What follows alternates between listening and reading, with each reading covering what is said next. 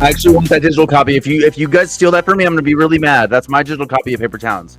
Anyways, welcome back to the podcast. I'm your host, Jonathan. This is the Those Movie Dudes podcast, where we talk about movie news and talk about recent movie releases, see what movie we're gonna throw off the train to the Nazis, and play some trivia along the way. So I'm excited to be here and talk about more movies with my friends.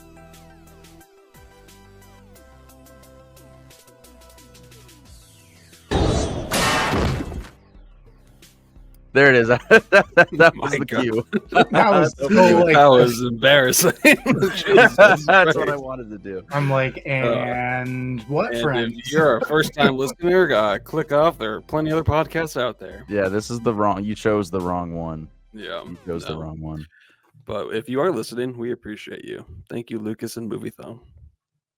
If we even haven't have heard from him in a long time. I feel like he may have died. Maybe he was like a January 6th rioter or something. No, our podcast was his life or death, and we went on I a just hiatus. mentioned And that he's like, first 2 minutes in the podcast, and now we're gonna get demonetized. Not that it matters. It's just a date, okay? I can say Never September know with 11th. It's just a day of the year. We pull up the IMDb page of a movie that we're talking about, a new release movie, and like 10 seconds of the trailer will play. YouTube will immediately just demonetize it and copyright it, and it's so weird. Like we are not a threat. 50 viewers at most on YouTube. Like, come on. Like, must have off, some YouTube. influence. It's literally because- just three guys paying to have a conversation. Like, can Literally. we? Like, seriously, leave us alone? Like we all go to the theater, we all drive out to the movie theaters and pay to see them, and then we talk about them. That's Yeah, all we're trying to exactly. do. Like, I need to know that I have done one thing right with my life. and if they keep taking my money, I'm gonna end up like Brendan Fraser. I'm never gonna leave my apartment. Yeah. Can we see the pizza and the ranch? I don't want to watch. Yeah, that no, one. we don't have to do that. But you know what? Fuck it. Let's get demonetized. Chicken jockey. Okay. I That's, love. that's all I want. It's so stupid. I'm glad I we watched got an entire have you guys watched what's that fucking guy who like breaks down games and movies and stuff and like goes really like It's a lot of Cinema channels now. Sins? no, it's the other guy. He broke down the chicken jockey for like 14 minutes and I was like, what, mind blown. I've yet to see one in game. They're in the game more. They're in the game more. I'm telling you, I sent you guys a video in the I've movie been dudes playing, messenger. and I've chat. not seen one. I saw at all. Spider Jockey last night. So Well, and also like, aren't these like red sheep just showing up everywhere now? Like you can Pink just sheep. You know it's not a Sorry, no. I know. Honestly, that was genuine. That was 100%. I like Minecraft, but I don't know Minecraft like you guys. Well, no, sorry, not to lump you, Nate, into that. I'm sorry. You did like the movie a lot, but Well, He definitely more knows than you more about guys, the I lore. guess. Right. No, Yeah. but to be fair, we have a friend that is making a castle in Minecraft. I mean, a castle is I use that term loosely because it's a metropolis. But he has an entire red sheep farm for the carpets.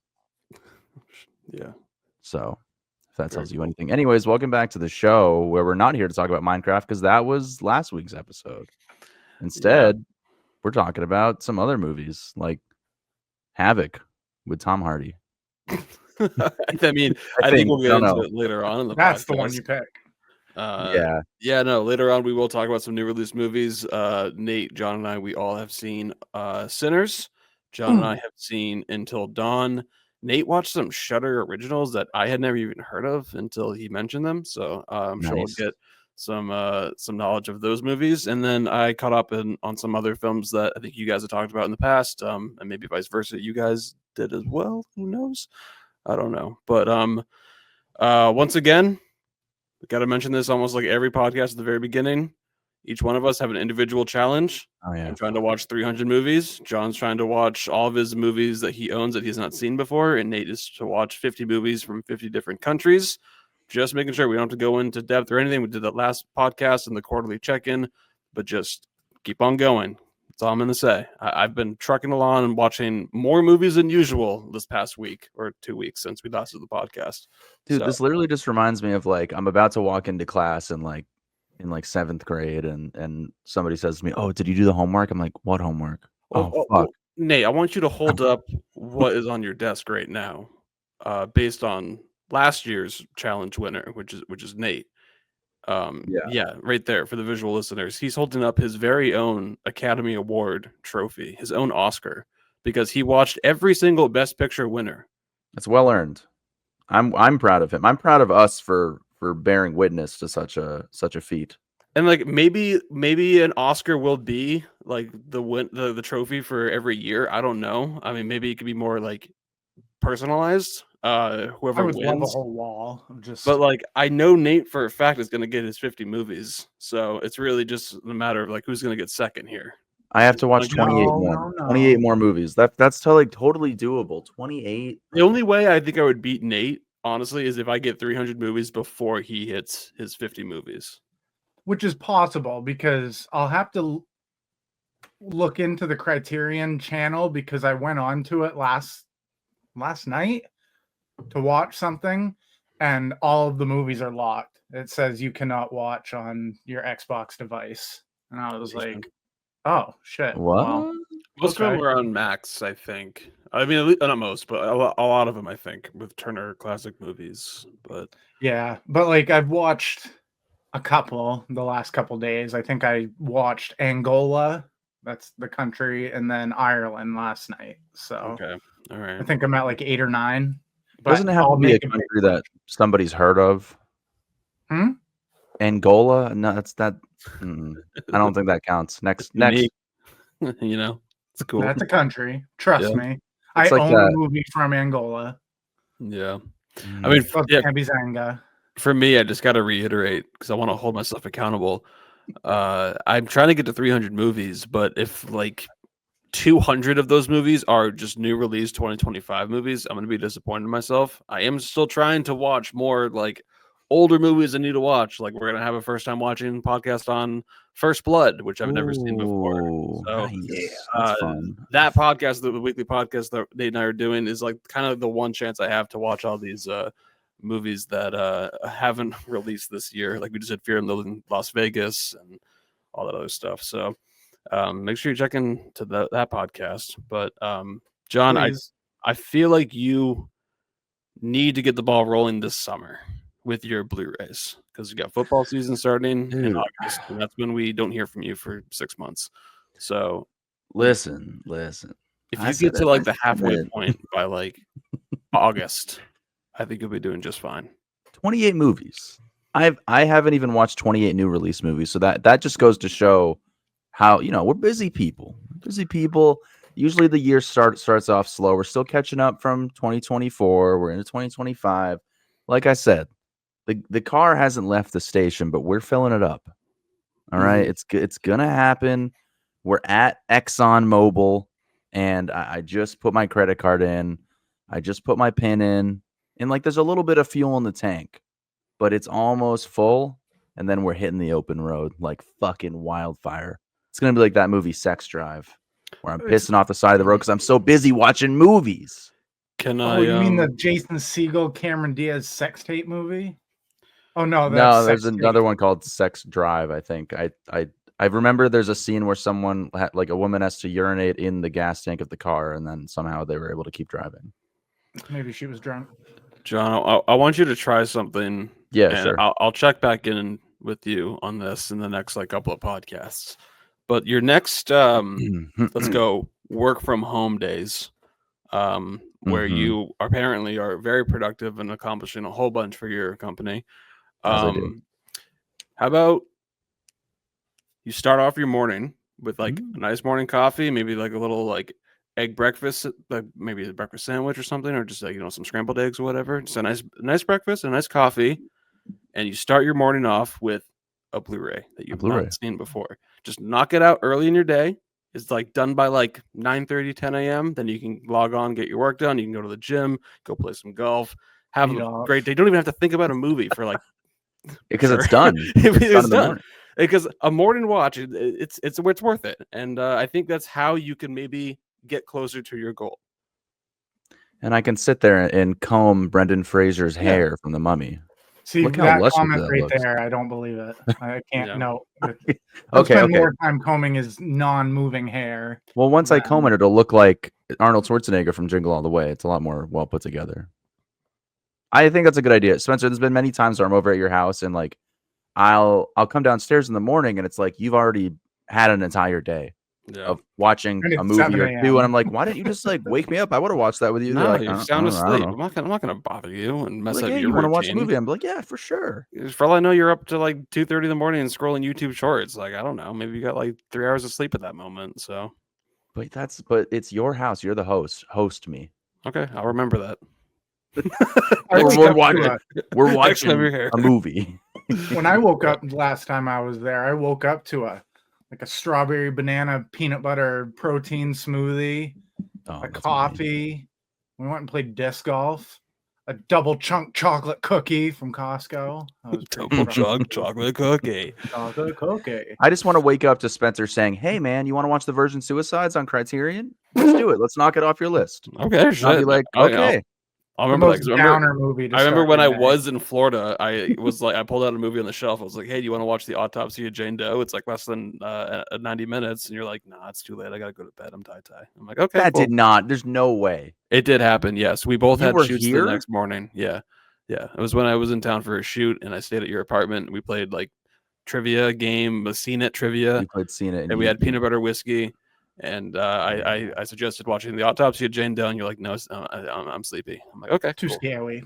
Damn it! I hate So, past John for that. I should have there you watched the go. movie with you. So it could have happened. Could have happened. I appreciate it. I appreciate it. So Thank you be a better host next time. you.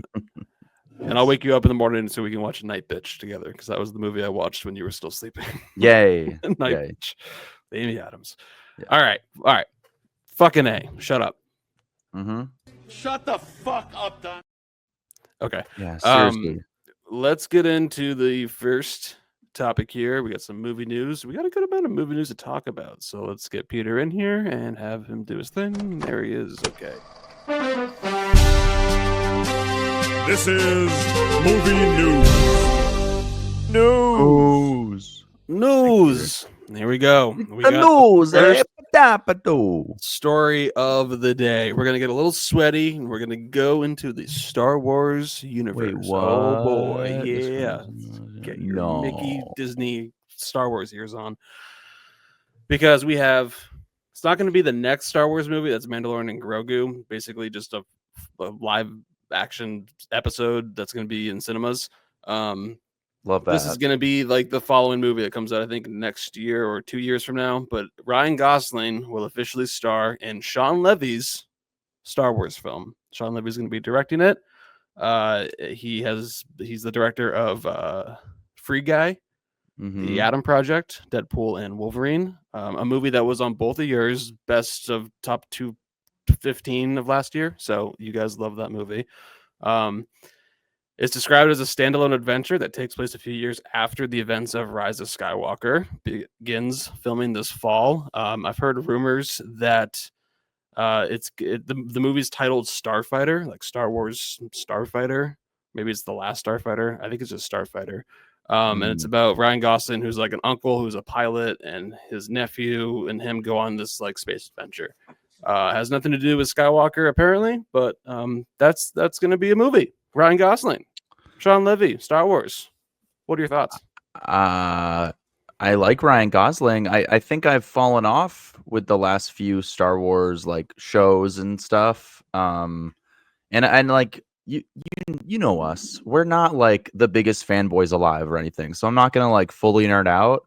But I do love Ryan Gosling, and I love to see what he does because he's so talented and handsome.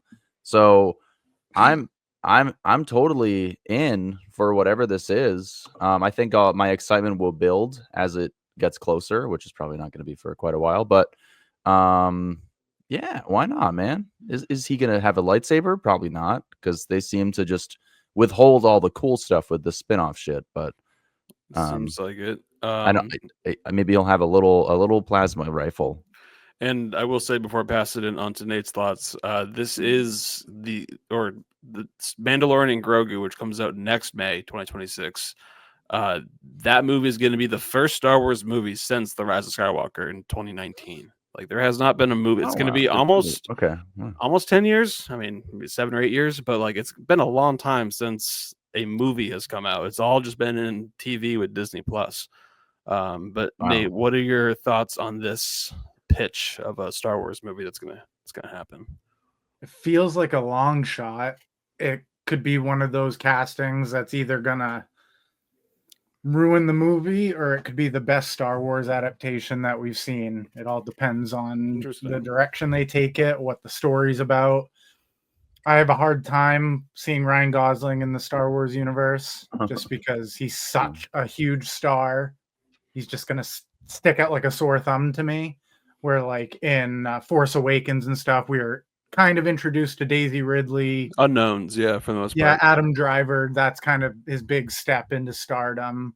But with a big bona fide star in this, it's kind of like, might suck me out of the universe a little bit, but I could be wrong. I've been wrong before.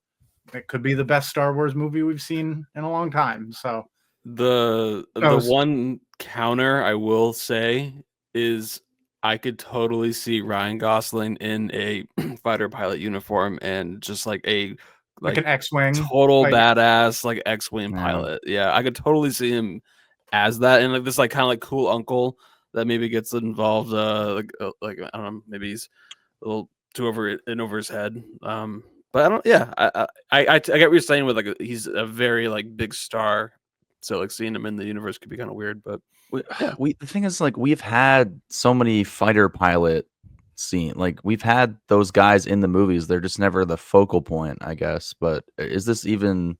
What if he was a stormtrooper? Well, we've had that.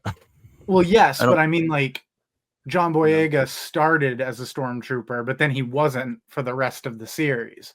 Yeah. Imagine if this was like, oh, he's a stormtrooper, he's got family, something happens because the Sith or the New Order doesn't protect him, so he goes rogue, and I don't know.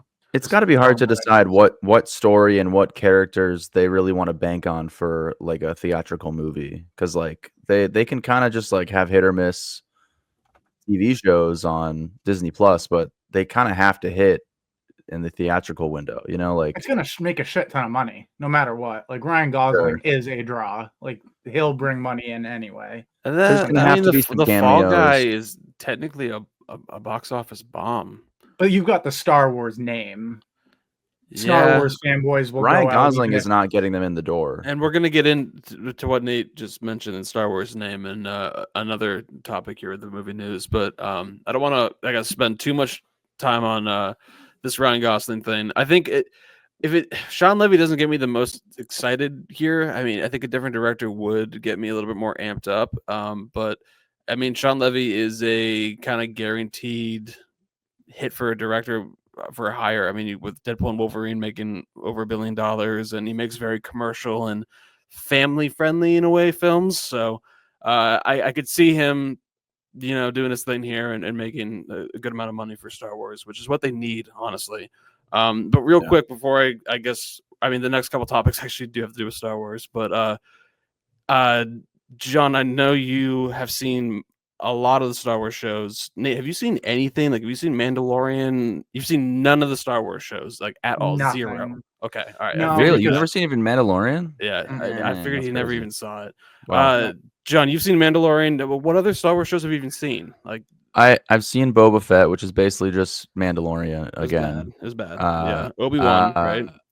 I watched Obi-Wan. I don't remember anything about it. I don't think it was that good. I think I might have watched Ahsoka. Which again is more Mandalorian. Do you watch The Acolyte? I have not seen The Acolyte, and I think I've only seen like Skeleton Crew. Never watched that. Andor? No, I haven't seen. And I know I've heard Andor's very good. I think I watched the first like episode or two, and I was like, "This is just a guy," so I stopped watching it. But I heard it. I know it's very good apparently. So I would, if I was gonna watch any of them, I would watch Andor. And that's where I want to leave it as. Andor might be like the best thing to come out of Star Wars and Disney since like The Force Awakens, in my opinion. Mm-hmm. It's basically like a prestige adult political drama, as if like HBO Max made a Star Wars property. That's how Andor feels. It's Tony Gilroy who is writing it, and he's just a fantastic writer. So definitely watch that one. It's way different than what you would expect for like out of Star Wars. So check out Andor. But you got Ryan Gosling, you got Sean Levy. you got to get some more cast in here. Like who else could possibly be up for a role in this movie here? Starfighter. They're going after some big names. Mikey Madsen is rumored to have been offered a role in Sean I heard Levy's she Star denied Wars it. movie. She rejected it and said, "No, I don't want to be in a Star Wars movie." Is that what you heard? I saw that somewhere where she was like offered Mikey it, but she Madsen said no. passed on starring in Wow. Sean Levy's Star Wars movie after she Good was for her. offered a role. Good for her. Yeah, so apparently she was quoted saying they wanted me to be some boring cookie cutter strong female lead. I said, "Fuck that, I'm Yoda or I'm nothing." So yeah, No I think that way she she is said just that. a Thank fantastic you. actress that is making the right choices in Hollywood. This is a fake quote. This isn't real. That's so funny. I mean, I hope it is real because that's fucking awesome. Fuck But that, I'm the Yoda first or part is kind of believable, but the fuck that I'm Yoda or fuck that, nothing I'm is where Yoda it or loses me a I'm little nothing. bit. No, but like that's insane. I mean, she's fresh off winning an Academy Award for Best Actress. Star Wars at like 10 years ago, like I think any actor working would be like, yes, like get me an audition, get me in the room. Like I'd love to be a part of the franchise, but I think it's so like soured now. They don't really actors aren't gravitating towards it. So Yeah, it's very because interesting. it's oversaturated. There's Yeah. too much. Like you're gonna get lost in the shuffle. It's not like when you get cast in a Star Wars movie now, it's like, oh, I'm just another character. But like when Force Awakens came out, you were cast in the new Star Wars movie. It's a You're career shot launcher. to the top. Man, that was like a people huge- I wanted mean, you. Yeah, And- that skyrocketed every single person in Oh. that movie's career. Like And Daisy now, Ridley. yeah, Daisy It Ridley feels can make a watered bunch of down. indies now because Yeah. Get It's- Rebecca Ferguson in there. That was a name that popped up. yeah. I was Me. thinking Kaylee Spaney or Vanessa Kirby would make sense for me. I could see either of them. Interesting. But yeah, I mean, yeah. Rumor has it they reached out to Jesse Plemons, and he said no, but he You gonna did be get Jabba? cast. He did get Oh. cast in the new Hunger Games movie as Philip Seymour Hoffman's son, or like his character Oh. younger. And since Jesse Plemons has been working, wow. everyone has been like, he's like the next Philip Seymour Hoffman. Like he resembles him, career choice wise, acting choices. He's been compared to Philip Seymour Hoffman, so it's kind of funny that he's now going to play him in a version of him, I guess. Why are I we don't making remember more him Hunger being Games in movies, Hunger dude? Games. Yeah, he's in the sequels. Was he in Oh, Songbirds and gotcha. Snakes? The one that just came out? I don't never think he saw was it, so I don't know. with don't think with so. Rachel Zegler. Oh god, I don't think so. I don't think he's in that. But Yeah. yeah, that's interesting. I mean, I love Jesse Plemons, man. He's absolutely been killing it over the last decade in film. Like he's so likable and he has so much range. He's funny and terrifying. So I could see that working well in the Hunger Games. And why not? I don't know. Like this I is didn't gonna even- sound like an insult, but just look at his face right there. It's menacing, and he's probably not even trying. Is terrifying. I mean, Nate, I know you haven't seen his performance in Breaking Bad, kind of like what launched his career as Todd. He is so terrifying in that role. Like he's so creepy. True, but I have seen him in fantastic. Like Mike with Lil Bow Wow, Okay, all right. and There you he go. was quite the villain in that. Yeah, he Very took his similar. shoes, threw Mm. him up on the wire. Oh, I was devastated. Yeah, And so, what? that picture is just him at his own weddings. That's not even from a movie. So I think it's from The Power of the Dog or something. But yeah. Power my of the Dog. yeah. But no, I mean Jesse Plemons apparently passed on Star Wars, and instead he's going to Hunger Games. So he's picking that franchise over Star Wars. That's That's an interesting hilarious. choice. I don't know if But- I would have made the same call. I think it's because he gets to channel Philip Seymour Hoffman, and that's pretty cool. For him. I think let's talk about some box office stuff. Okay. And we're gonna talk about Sinners. We're gonna have a review of it later on in the episode. But box office wise, this movie is making so much money, and for an original movie, that is awesome. The whole box office talk has been so saturated with just like sequels and just existing IP coming in and making a whole bunch of money. And this movie, Sinners, is now, I think, the highest grossing original film in the last decade. Oh yeah, And What? last weekend, I think, it beat Nope. Nope had the record of like the highest grossing box office opening weekend for an original film. Sinners beat it last weekend with like 40 something $million. Oh my And then god. second weekend, that's when movies typically have a pretty big percentage drop in box office. But Sinners is holding extremely strong, and it's unprecedented in box office history. And they're predicting that it could have if even a 10% drop, and that it could make maybe even more in the second weekend than the first weekend. That just means the word That's of so mouth rare. has That's so just rare.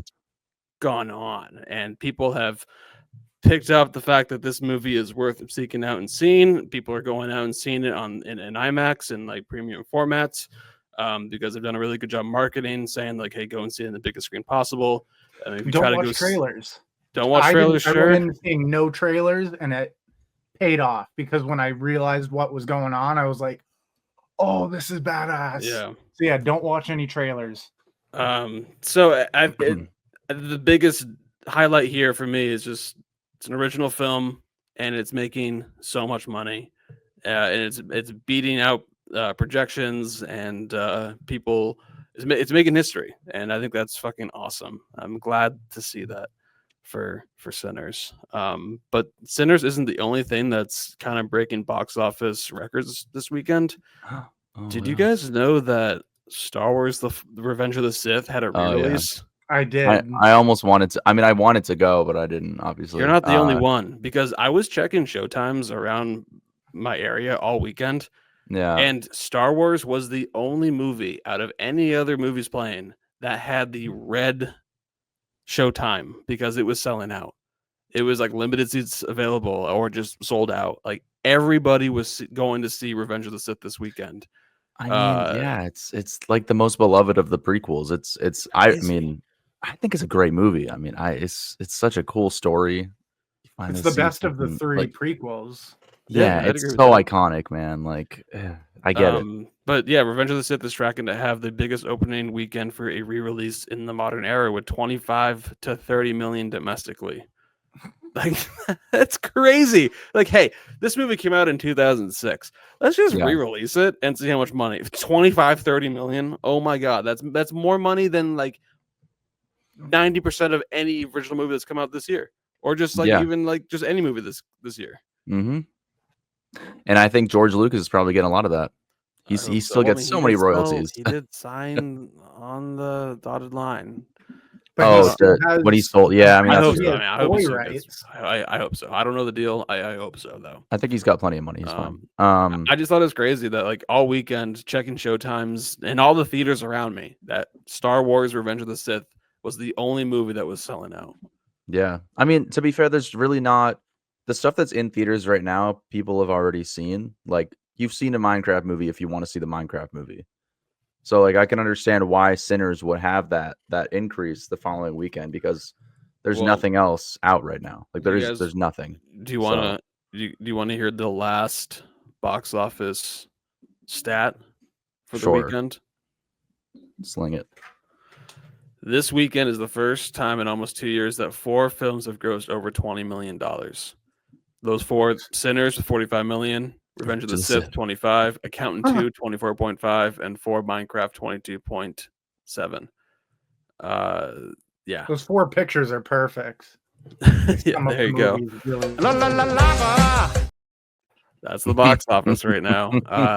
And that's great. That just means, hey, people are going out and seeing movies, and whether they're destroying the theaters and bringing in live chickens and getting on their friends' shoulders and throwing popcorn all over the place, if that's what's doing it, then great. I think it is funny to see how insanely split people are on the whole destroying the theater thing. It's The like, director of Minecraft was encouraging it. yeah, I mean, I think it's great. People having fun at the movie theater is great.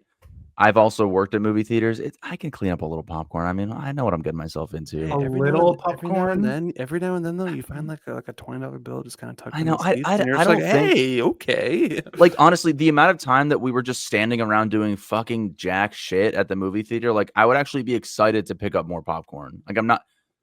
No, you're It's not not a wrong. big deal. Like, You're not wrong. a little bit. Like, we did nothing, nothing. So Yeah.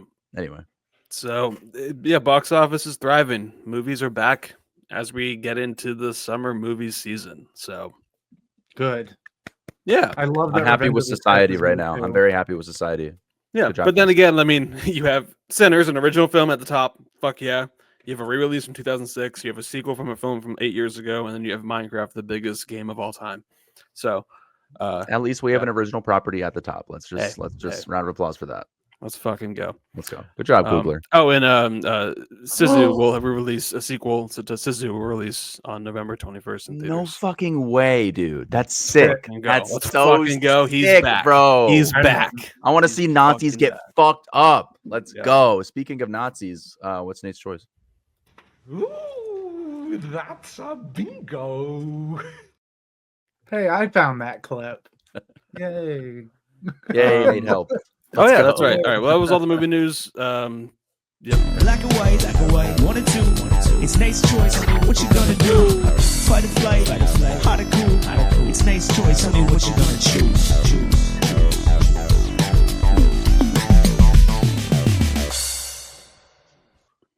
That was nice. the iMac almost just took a dive right there. It's out of focus now. Crash the stream here. All right. Oh God, here we go All again. Nate's choice, the segment All right. where you talk about Nate's choice. Yep. I'm going to keep it simple this week. I'm going to keep it very simple. I want to know between these two, who is your definitive Spider-Man? Tobey Maguire, Tom Holland. Andrew Garfield, you didn't get a third individual movie. You're excluded from this. I'm going Tobey Maguire, Tom Holland. Who is your Spider-Man? I thought about throwing Miles Morales in there, but that's a different area right there. Nate, guess what? What? I'm kind of glad that you didn't include Andrew He would've Garfield closed. because that would have been a clean sweep for me. So this now makes it hard. You prefer Andrew Garfield? Andrew Garfield over all of them, and I could have made my case, but we don't even have to talk about that. Really? We don't Well, I even- know we don't even have to talk well, about all right. that, because Andrew Garfield Spencer- isn't included. He doesn't exist. Spencer is a big Spider-Man guy, and I remember back in 2014, he was so excited. for No this Way movie. Home solidified it. So there you go. Okay. That Andrew Garfield was better Yep, he's the best. with the scenes that he had in that movie. 100%. Okay. His little moment with Zendaya alone. Oh, you're right. Fuck. All right. Now you're gonna make me want to tear up over Andrew Garfield. The Shit. only Spider-Man that could make you tear up because he's a fucking great actor. Okay. Okay. All right. Yeah. Okay. But listen, All right. The- Andrew just- Garfield's out. Tom Maguire, Listen. Tom Holland. there's something special and nostalgic and just like so original and different and just non-saturated bullshit about the original Spider-Mans, the original X-Men's for that matter. And just Tobey Maguire, he's so young and he's just becoming Spider-Man. It's just like it was the first one. And Kirsten Dunst is like the prototypical straight out of the comic book Mary Jane. You know, it's like Willem Dafoe. You can't James Franco. I'm not talking about I know them we're not all. choosing the movies. But I think personally, I have always preferred a Spider-Man that squirts the Okay, Jesus. squirts the webs out of his actual body than with the web blasters. And that's always like I've always felt closer to that Spider-Man. Like he actually has the little pricks coming out of his fingers and he's climbing up a building and you know, and I'll just forget about Spider-Man 3. I don't need to think about that movie because it is so awful bad. I like Sandman for that matter, but I just think he's better. He's less of just a box office draw kid that Tom Holland is. And I like Tom Holland, but it's not the same. It's not the same. Okay. I will say, Nate, you've never seen the Tobey Maguire movies.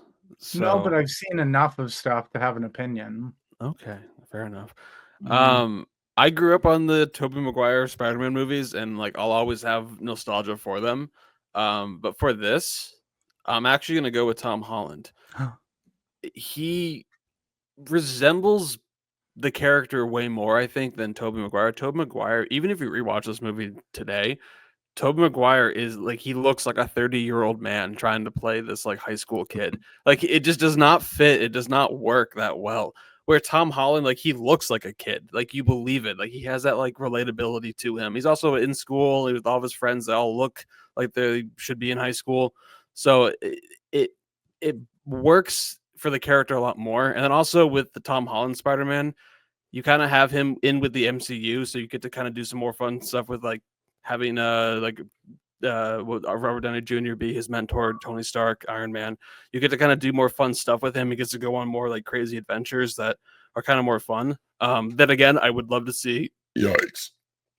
I'd love to see like a street level version of his character finally, because we've seen him just kind of be almost like the sidekick in his own movies. He goes to for space three of them. like 3 times.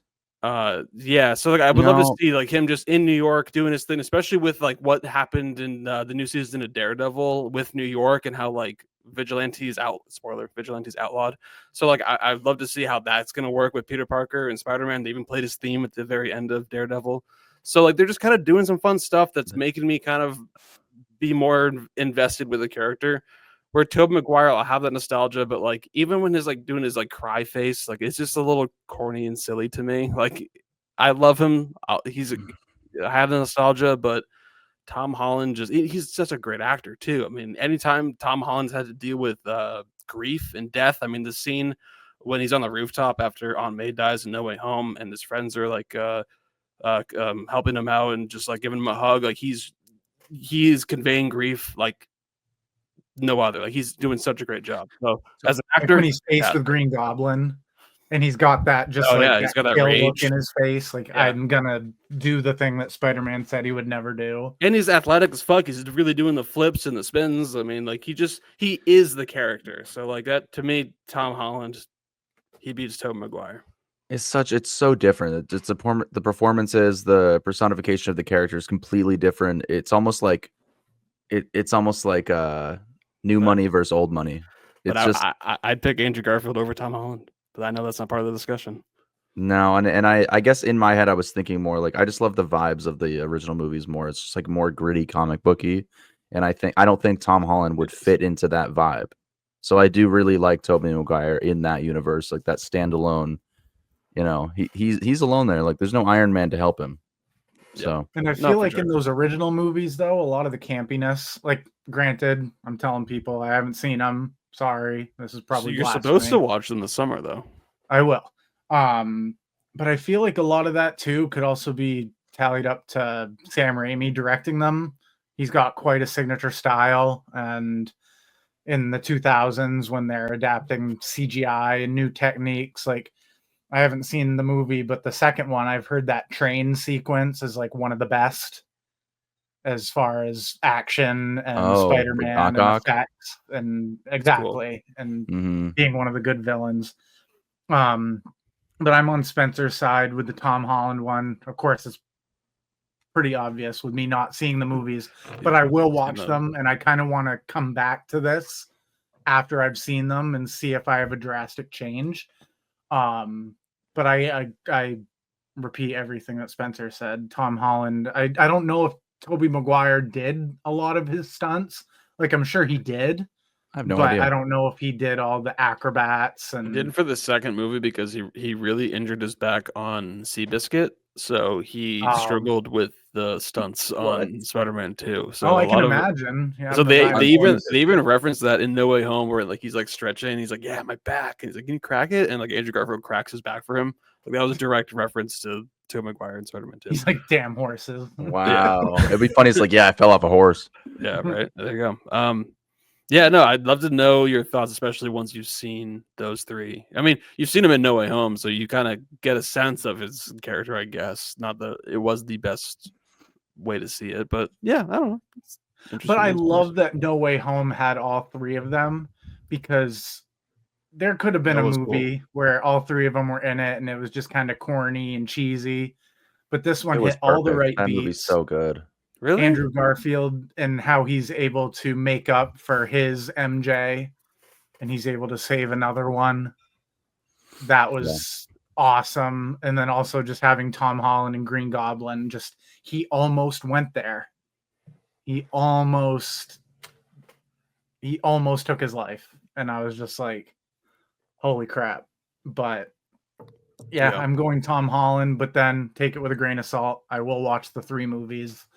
And who knows, it could change it. The Sam Raimi directing could help, and I might enjoy it a little more. But Especially because like you really know Sam Raimi's style, especially because you've seen like Evil Dead movies that he's directed and the Drag Me to Hell, and I mean anything else that he's done. But yeah, Spider-Man, he brings like his signature style with those movies, with the camera work, and yeah, I mean there's a couple of scenes in the first Spider-Man movie. There's a parade sequence, fight sequence that it's so cheesy and corny, especially watching it now. It feels like you're watching like an old Power Rangers TV show. Like with the Yeah. costumes and everything. It's really silly, but cool. All right. Tom Holland, I think, wins. Let's go with Tom Holland for Nate's choice. oh yeah. Um, And plus, All right. Marissa Tomei is Aunt May. I mean, Come yeah, on. that's immediate win, right? Like, if there. I'm going to use any side characters to help pull for my side, I'm going to use that because, my God, now I want to watch my cousin Vinny. All right. Well, that was Nate's choice. Obviously, let us know what you would pick in the comments on Spotify or YouTube, wherever you're listening. But now let's get into some new release discussions here. We have a couple to talk about and some quickies, so let's go.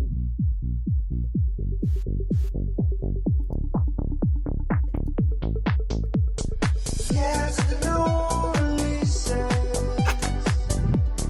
Yes, the new releases. Yes, the new releases. Yes, the new releases.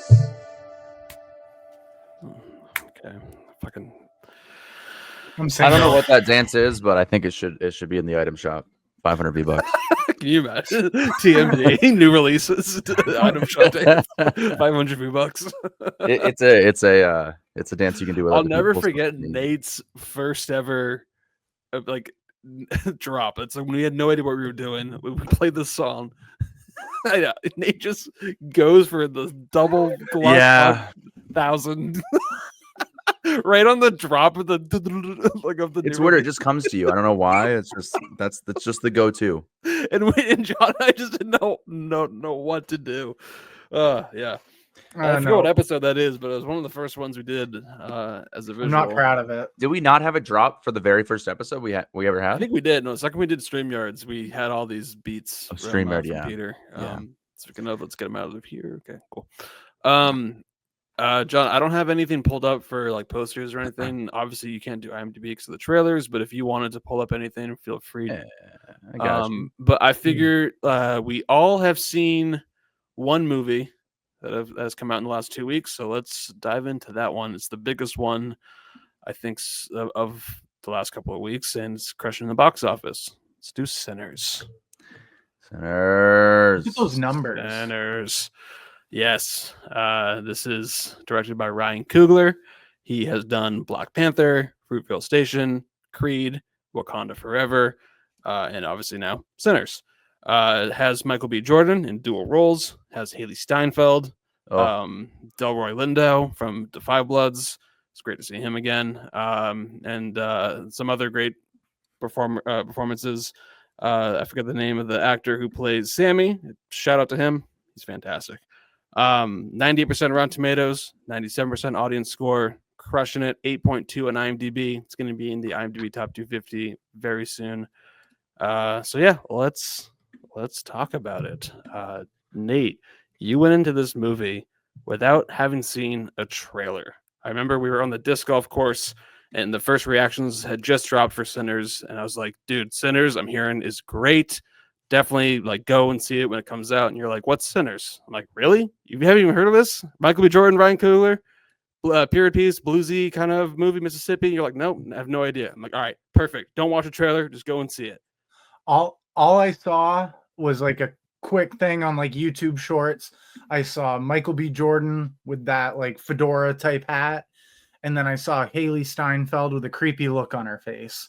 And so I was like, that's all I need to know, because if I see anything else, my horror movie knowledge might connect the pieces. So I was very happy. Oh, My God, where'd you get this gif? I don't know. It's just I thought it was just gonna be a picture. It's not. Okay, let's just continue the discussion. Okay. Anyway, so yeah, the Matt, movie you was see the really hole. good. But okay, so Whoopsies. Nate, yeah, no, walk us through that experience of going to see Sinners, not knowing anything about it, because that is the way to do it. Marketing Yeah. fuckers. Yeah, don't watch And trailers, guys. Don't do it. and the theater wasn't very packed, I will say, but there was a decent amount of people. There was probably 20 or 30 people. But it was just, I wish I had seen this in IMAX. So like if you guys got to do that, bravo, because it would have amplified this, because this movie just on a scale is like one of the best looking movies of the year so far. And just Michael B. Jordan just hit it out of the park with this one. And one of the most seamless, him playing two people. Like in a lot of movies, it can feel kind of corny, but they did a really good job at fleshing out the two characters and giving them each subtle differences. So you knew which one was Smoke, which one was Stack. You knew the personalities. And just the cast from everyone around them. It was just the perfect ensemble. Like the guy, you said was into Five Bloods. He was what, Delta Slim was his name. Lindo. Yeah, Delta Slim. He was great. The guy who they got what was his name? Cornbread, the one who's watching the door and whatnot. Yeah, who looks like Forrest Whitaker. I A thought little that bit. maybe that was his son or relative, but nope, no relation at all. None. Very, very similar. But Miles Catton, who plays Sammy, who's like the kind of really play guitar. he's a real musician who they cast, I think, because of that. Awesome. Yeah, like they the centered the whole perfect mix story of around him. blues and soul. Like it worked for this type of movie. And where aren't they in Mississippi? Yep. The movie takes place. So, but I really want to know, because I mean, yeah, this is a vampire movie, but like, so when did you figure out that this was a vampire movie? When the main one, like the first guy, he goes like running towards a house and his body is smoking. Yep. Mm-hmm. And you see his eyes. I'm like, oh, he's burning because the sun's out. And then everything kind of connected from there. I was like, oh, you're kind of like, oh shit, like, is this where we're going? A little bit, because I'm thinking, oh, they're setting up this new club and whatnot. What kind of evil could they be facing in this situation? So the first thing that went to my mind with the time period was the Ku Klux Klan. That's kind of what I thought of. Right. But then when I saw that guy running and he's steaming, I'm like, what other creature or entity in film lore would that happen with? And then of course when they're like, oh, come on, can't you just let us in, like invite us in? Mm-hmm. That's the first sign that it's a vampire. They can't just come in somewhere. And so I was like, okay. I was getting major From Dusk Till Dawn vibes, as well as Near Dark. I don't know if you guys have seen Near Dark. The Catherine Bigelow movie. Yeah. Bill Just Paxton. a real hardcore vampire movie that just pulls no punches. And this one just blended them perfectly together while also being just very original. Having Haley Steinfeld be a part of that crew where she's basically a part of the family because she grew up with them, knew them. And it was really nice to see. Fun fact, in real life, Haley Steinfeld is 1/8 black. Hey. So they really utilize that in this movie. And she just does a really good job at like kind of playing that Southern belle, but she's a little rough around the edges. She can hold her own. She's great. But how they handled the vampire effects. That's not. Oh shit! Oops, That's sorry. not- Sorry about that. Sorry. That's not Sinners. Okay. Wrong movie. But the eyes and just like when they're all dancing around that bonfire, it was fun, but it was creepy. Right. And I was just like, I don't like where this is going.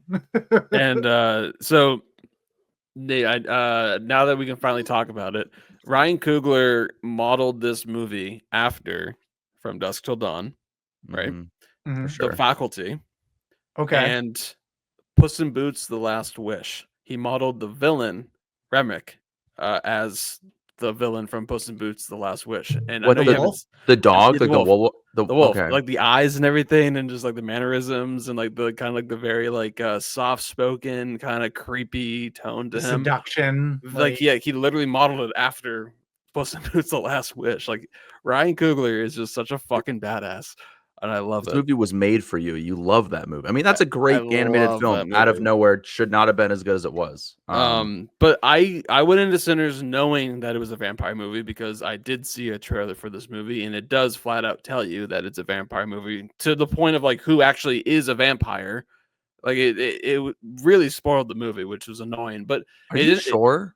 Yeah, it shows. Where in the trailer? It Because I've shows seen Haley trailer like Steinfeld. 15. It shows Haley Steinfeld with like the vampire teeth and all bloody, and she's like, "We're gonna kill every last one of y'all," and like just like I it's don't like think very I've seen that creepy. trailer then. It's I in the don't think they trailer. showed Yeah. that one. Interesting. Okay. So, but like regardless, like in the movie does take a long time to set up the plot of like Smoke and Stag coming back into town after their stint in Chicago and kind of trying to set up this bar, this juke bar, and then establishing the crew, kind of like Seventh Samurai style, of like bringing people in, like the best musicians in town.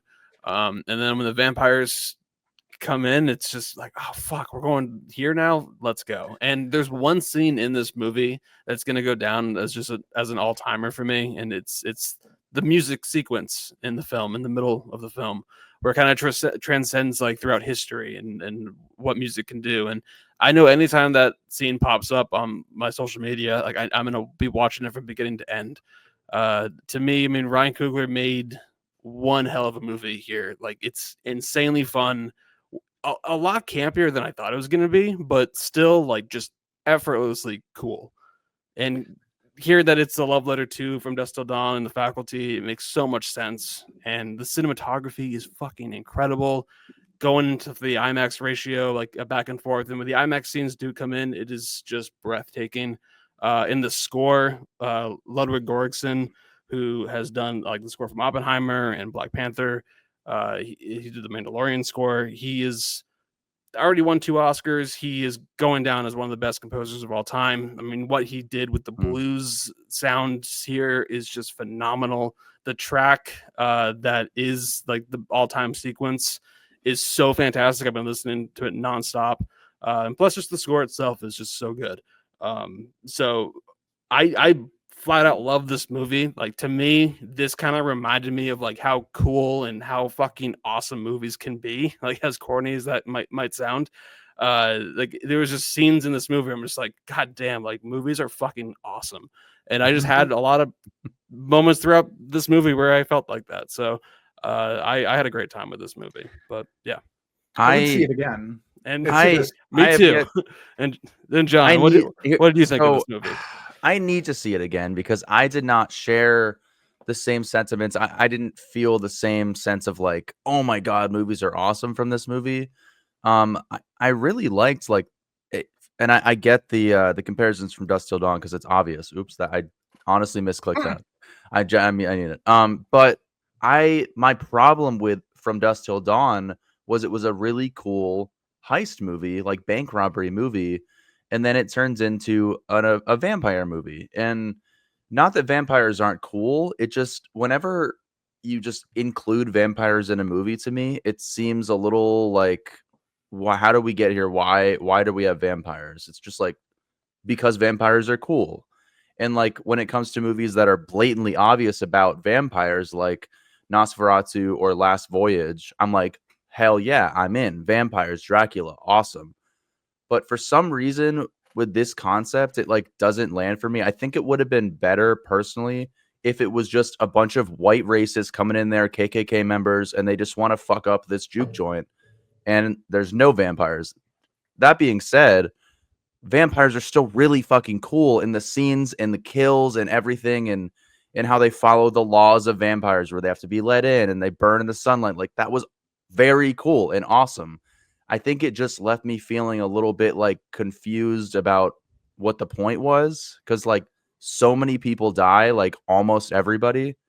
Sorry, spoilers, but like that that just makes me feel like, what was the point of everything if everyone is just going to die anyway? Like, all these people come home, they get the band back together, and then it's like, here we are. I don't know. It didn't land for me as well as I think it has for basically the rest of the country seen this movie, loved it. So Yeah, I think that's just a weird nitpick that I have with just the concept of this movie. That is basically just a different timepiece of From Dusk Till Dawn. Like, it's just, I don't know. It didn't work for me. But I do think that all the things that you guys are saying about it are absolutely true. It's just the story doesn't line up for your boy here as much as you guys. I mean, I do totally get what you're saying though, because I remember after seeing the movie, the group that I saw it with, we were just talking about it afterwards. I remember even saying, like, take the vampires out of the movie and just have these two brothers from Chicago coming back to their town and trying to start up this jukebox or this juke bar, and having these white folk or Irish people coming in and trying to steal their thunder, essentially. Yes. That totally could have worked too, as just like that whole movie in the Ku Klux Klan. I mean, they even had that scene in the very end too, with like the Ku Klux Klan coming in and trying to take the bar back.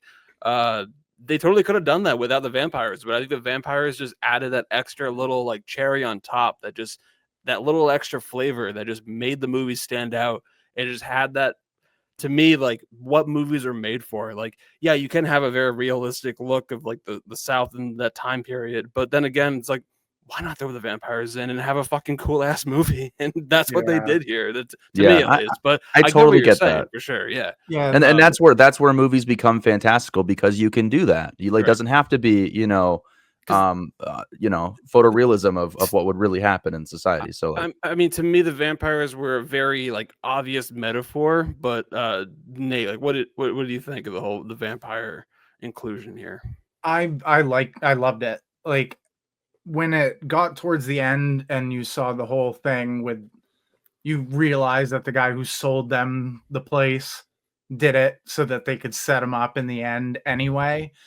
I wasn't a fan of the Klan coming in, but I did like how, I think it was Smoke who was the one who's still alive. You got that great scene in IMAX. That sequence was fucking amazing. When he's digging up his guns that he had from the war, and he just takes them out. Oh, and he can't roll the fucking cigarette because Stack was the only one that could. That fucking broke me. Yeah. And then his love interest and the one that was waiting for them in heaven appears to him, and you're just like, oh, but I got that from their dialogue in the movie. I was like, oh, they had something. And just making sure, Nate, you saw the mid-credit sequence, right? Did you guys see the end credit sequence? Yeah. I did not see that. For both, yeah. Okay. I did not see that. You're not missing much. You are missing the mid credits, which I think is like the true like end of the film. It's really like the epilogue where like the movie does end, but it feels unfinished to me at the end. Extra. I think it helps a lot. It wraps up a lot of stuff too. And I didn't notice at the time. My friend that I saw it with knew immediately, but apparently the guy that plays like this is full spoilers, by the way. So I mean, I would skip forward about 2 minutes. I think his name is Buddy Guy. He's a real blues musician who cameos in the movie himself, but he plays like the older version of Sammy. And I kind of love that whole inclusion of like Michael B. Jordan and Haley Steinfeld just in modern times coming in, checking back up. Then it reveals that his brother, that he made a deal with him and said, I'll let you guys move on, but you don't touch Sammy. He gets to live out his life. And so that was like a good payoff. And when he came in, he's like, hey, you mind just playing a song for us? And he's like, all right. And then they take off, and he's just like, I could have easily died, and I didn't. And I think the vampire thing made it that much cooler, because vampires can stand the test of time that way. They can live for millennia and see the different ages. So you see them come in, he's almost dressed like an 80s or 90s like pimp, and she comes in all 80s up, and it's just like, okay, they're still the same creepy murderous vampires, but they're just adapting to the time. And I I thought it did a fantastic job. If it didn't have the vampires, I think it would have just been. It would have had to take a lot for Ryan Coogler to keep me invested. But with that addition and seeing all the characters around them, how they turn, being unsure if they've turned yet or not. And there was a couple things that jumped me. Like I got jumped in the first 2 minutes of the movie, and all it was a flash vision of something. I was like, "Oh, come on, dude! I just sat down. Like, give me a minute." Fun. But I've been this whole conversation. All I want to do is go watch this movie again, just because I want to see it in IMAX. I want to pay attention because now that I know what the story is, I know what I'm getting into. So like, I kind of lose that like shock of like, oh shit, this is what we're doing. And then I don't know, maybe it just took me out of it in the moment. But that being said, I still really liked it. But like initial grade for me is it's a 3.5. Like it's still a very good movie. Okay. Well, I'm bringing it up now. I'm bringing it up to a 3.5. So, which is very good. And just with that being said, after another viewing, I could 100% seeing it going up more.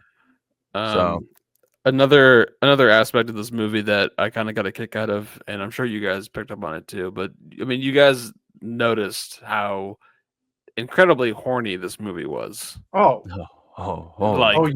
You're drooling. You want some? Yeah, and just some of the dialogue that comes out of Haley Steinfeld's mouth. I mean, holy shit! But like, the fun, why I got a kick out of it was because if you look back in like the history of vampire cinema, those movies are very sexually charged. I mean, Bram Stoker's Dracula, most recently Nosferatu, Robert Eggers. I mean, you name it. I mean, they're pretty sexually charged. I mean, but like with this movie, you just have those like subtle moments just because it is a vampire movie. Like you gotta have to include that aspect too, because in vampire lore and cinema, there are sexually charged movies, and this movie is no exception.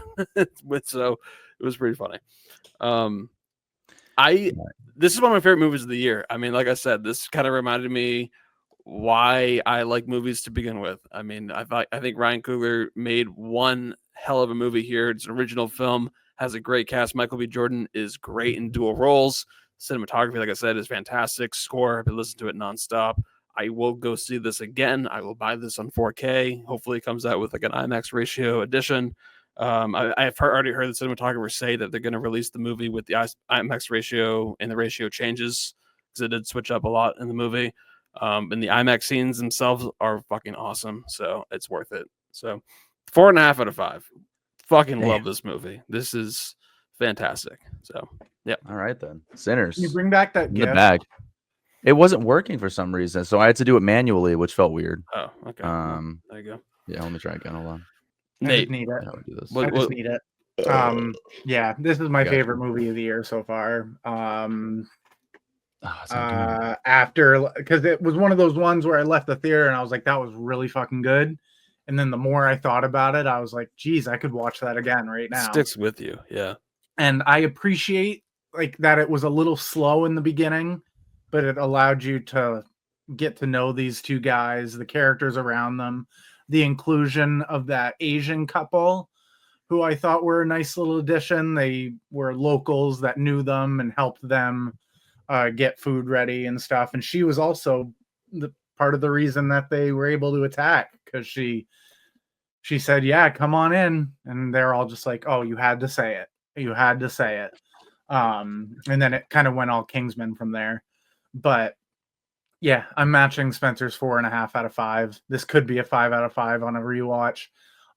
It's definitely number one on my list so far this year. And seeing some of the movies that will be coming out in the years as the year goes on, this one could be hard to beat. The vampires, I love that aspect to it. So I could see this being in my top 5 of the year. Wow. This could be a day one purchase if it's not like $40. That's awesome. Well, yeah. I'm gonna move it above Paddington in Peru because I feel like it at least deserves that. Yeah, I would do that. I know. I saw your list and saw that like Love Hurts was right below it. I'm like, oh my god, I'm gonna have to have him explain this on the podcast. Yeah, I don't know. I don't know. Sometimes it just movies. I feel just stupid sometimes when I watch movies. I'm like, am I just like dumb, or is this like really good and it's just my brain can't process how good it is? I don't know. I mean, it can 'Cause happen. Movies are there's a lot of movies subjective. that I just need I to like remember talk about watching after. Kingdom of the Planet of the Apes in theaters and just being completely stonewalled like the entire time, just like no emotion, didn't care Aw. whatsoever. And then afterwards, like talking to you guys, being like, "Yeah, it was fucking amazing. I loved it. Like the emotion, just it almost made me cry." I'm like, "What the fuck? Like, What movie did I watch? what did I watch?" Yeah, it happens. happens. It really totally happens. Yeah, So, so and I'm going alone, so it's like I'm not going. Sometimes I'll go with people, but but hey, oftentimes I rewatched that movie and my grade went down. So I would love to know what your thoughts on what if Sinner's I hate it more? rewatch. I'm gonna be pretty bummed out. No, I hope I like I don't it. know. I'd love to know. So if you do rewatch it, we will check back in on a little cookies or ketchup. But that was I just, Sinners. Go That see was I moved Sinners. it up Don't to my watch number trailers. 4. It's my Go number see 4 now. Sinners. It's making a whole bunch of money. Go support it. Let's get into the other movie that almost all three of us saw. Unfortunately, Nate didn't get a chance to go and see it. Oh But My man, car shit in the that's bed. okay. It'll be on Netflix in a couple of months, anyways. But John and Oh, but I, want to see it in theaters. we went out and we saw Until Dawn.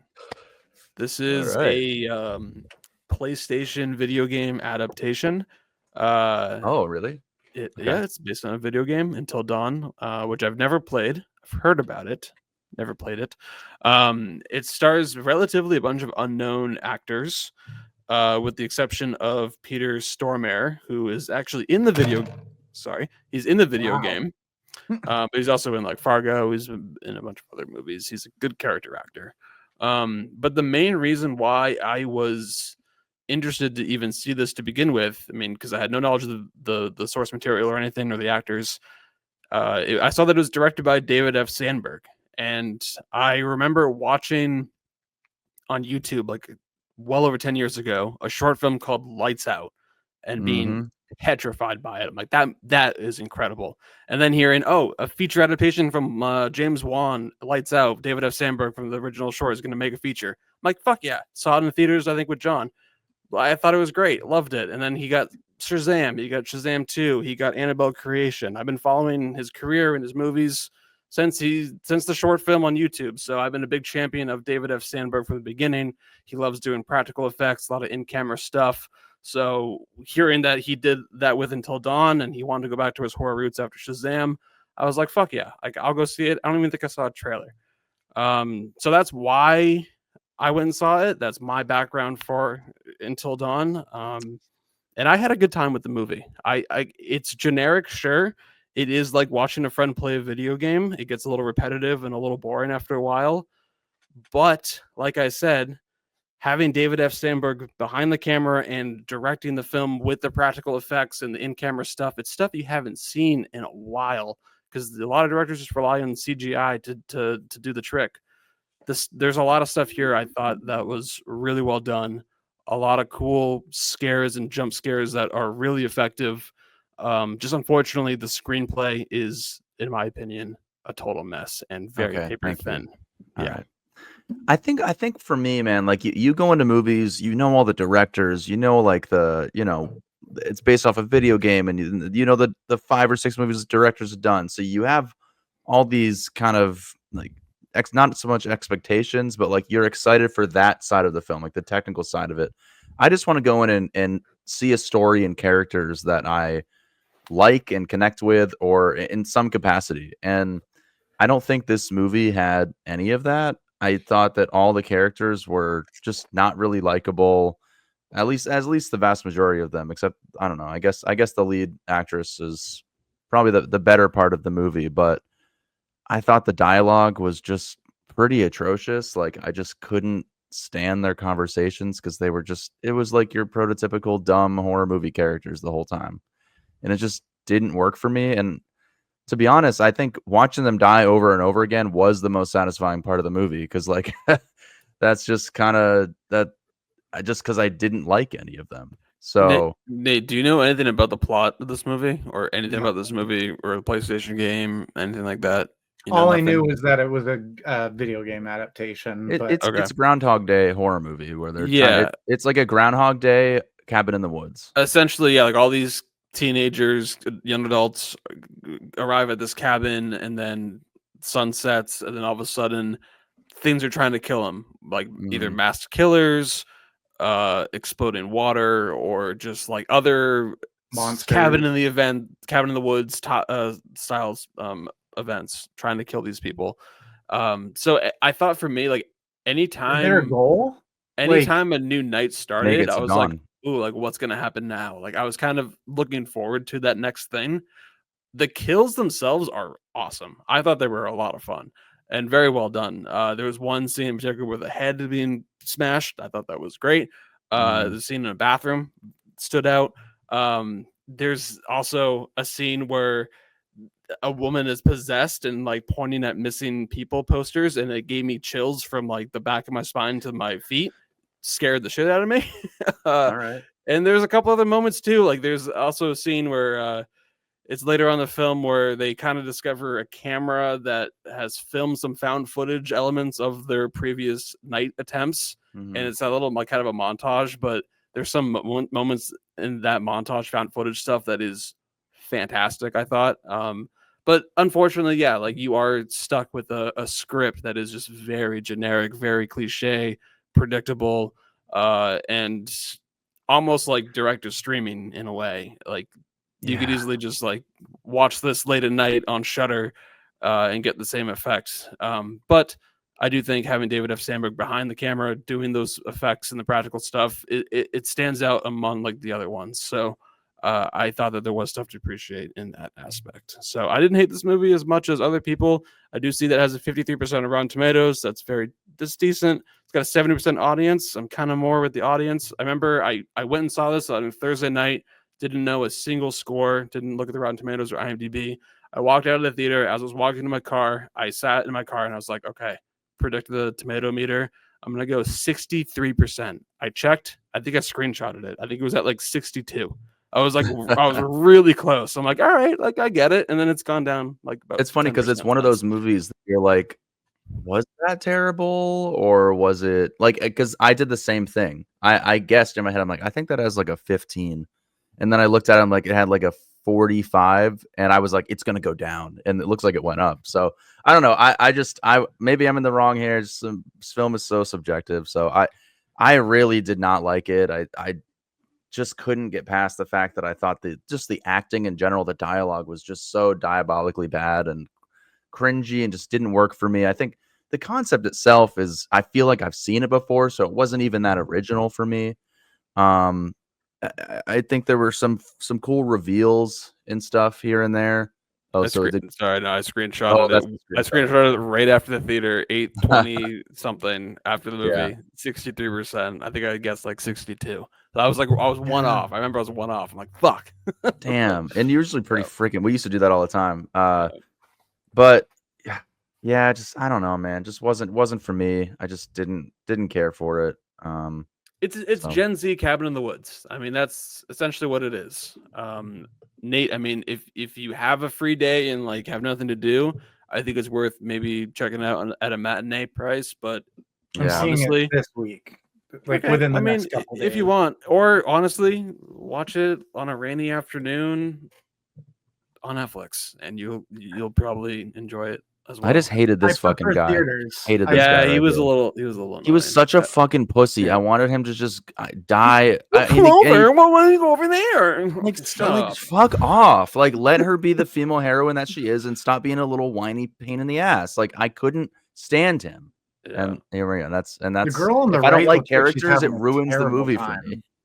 Like, yeah, no, she has probably the worst experience out of it. This one here, she went through the fucking ringer, man. Looks like she's also like a medium and like can sense things. So that was an interesting character trait. Yeah, I thought this was the friend from the To-Do List, but it's a different actress. No, I will say, like, I like the lead, Clover, Ella Rubin. I thought that she was decent, and she, out of the whole cast, is probably the best one. But I also, it was part of the dialogue was an issue because it was so poorly written that they just said her name so often, like, Clover, don't go over there. Clover, come back. Clover. I'm like, Clover? Like, of all names. Cloverfield monster to come in and be like, fuck up. What? Like, Clover. It fucking drove me crazy. So I'm Looking for their sister Melanie. Okay, all right. Shut up. I hope she's dead. I actually would give it a fresh rating though. I went 3 out of 5. I thought there was a lot to appreciate here. So I enjoyed it. I'm glad you felt that way. I gave it a 1 out of 5. I really didn't like it. All right, cool. I really I'm sorry. That's why I really wish Nate very was bad able to news. see this movie so we could at least get like a third opinion, deciding Oh, factor. I'll see it this week, and when we record Yeah. again, I'll be like, I'll settle the debate. I'll be like, and it was a 5 out of 5. It was perfect. and that brings us. I hope that's how to you feel. I do. The last little bit here, we got quickies and catch up. What else have we seen that has come out in the past couple of weeks? Whether it's streaming, whether it's VOD, or we went to the theaters post talking about it on the podcast. What have we watched? Let's dive in here. Nate, I saw that you watched Wolfman. I did. I was like, this was a 2025 release. It's about werewolves, and I haven't watched it yet. I had to. I was Okay. like, yeah. I did a solo review of that on the podcast, and John, you still have not seen the movie? No, I take it? didn't. All I right. haven't. I have a lot of these movies downloaded, ready to watch, like Well, Wolfman. Wolfman is actually on the Cock now, so you can watch it. Oh, it's on the Cock. You Okay, can watch it on yeah. Peacock if you have Yeah. Peacock. I'll But flip Nate, over to what'd you think of Lee Winnell's Wolfman? I liked it. Okay, it's a was soft. a I liked little- it. I liked it. It's a soft. I liked it, but okay. It was just the performances were kind of iffy. Like, I love Julia Garner, but Did she not just buy her as the mom. Yeah, no, God no. I don't too buy young. them being married. Like, that just it didn't really work. But I liked the subtle transitions of him slowly becoming this beast. Yep. I loved the vision. I remember you mentioned that during your review, and when the it came up, I went, vision. Yeah. that's interesting. Like, that's how they're able to move around and stuff. Camera They can- movements. Yeah. Very cool. and they go from like muffled dialogue to the clean dialogue so you can hear what they're saying. I thought that was really good, but I just thought it was repetitive. Like, oh, leave the house, to the truck, to the barn, back to the house. Okay, leave the house, go to the truck.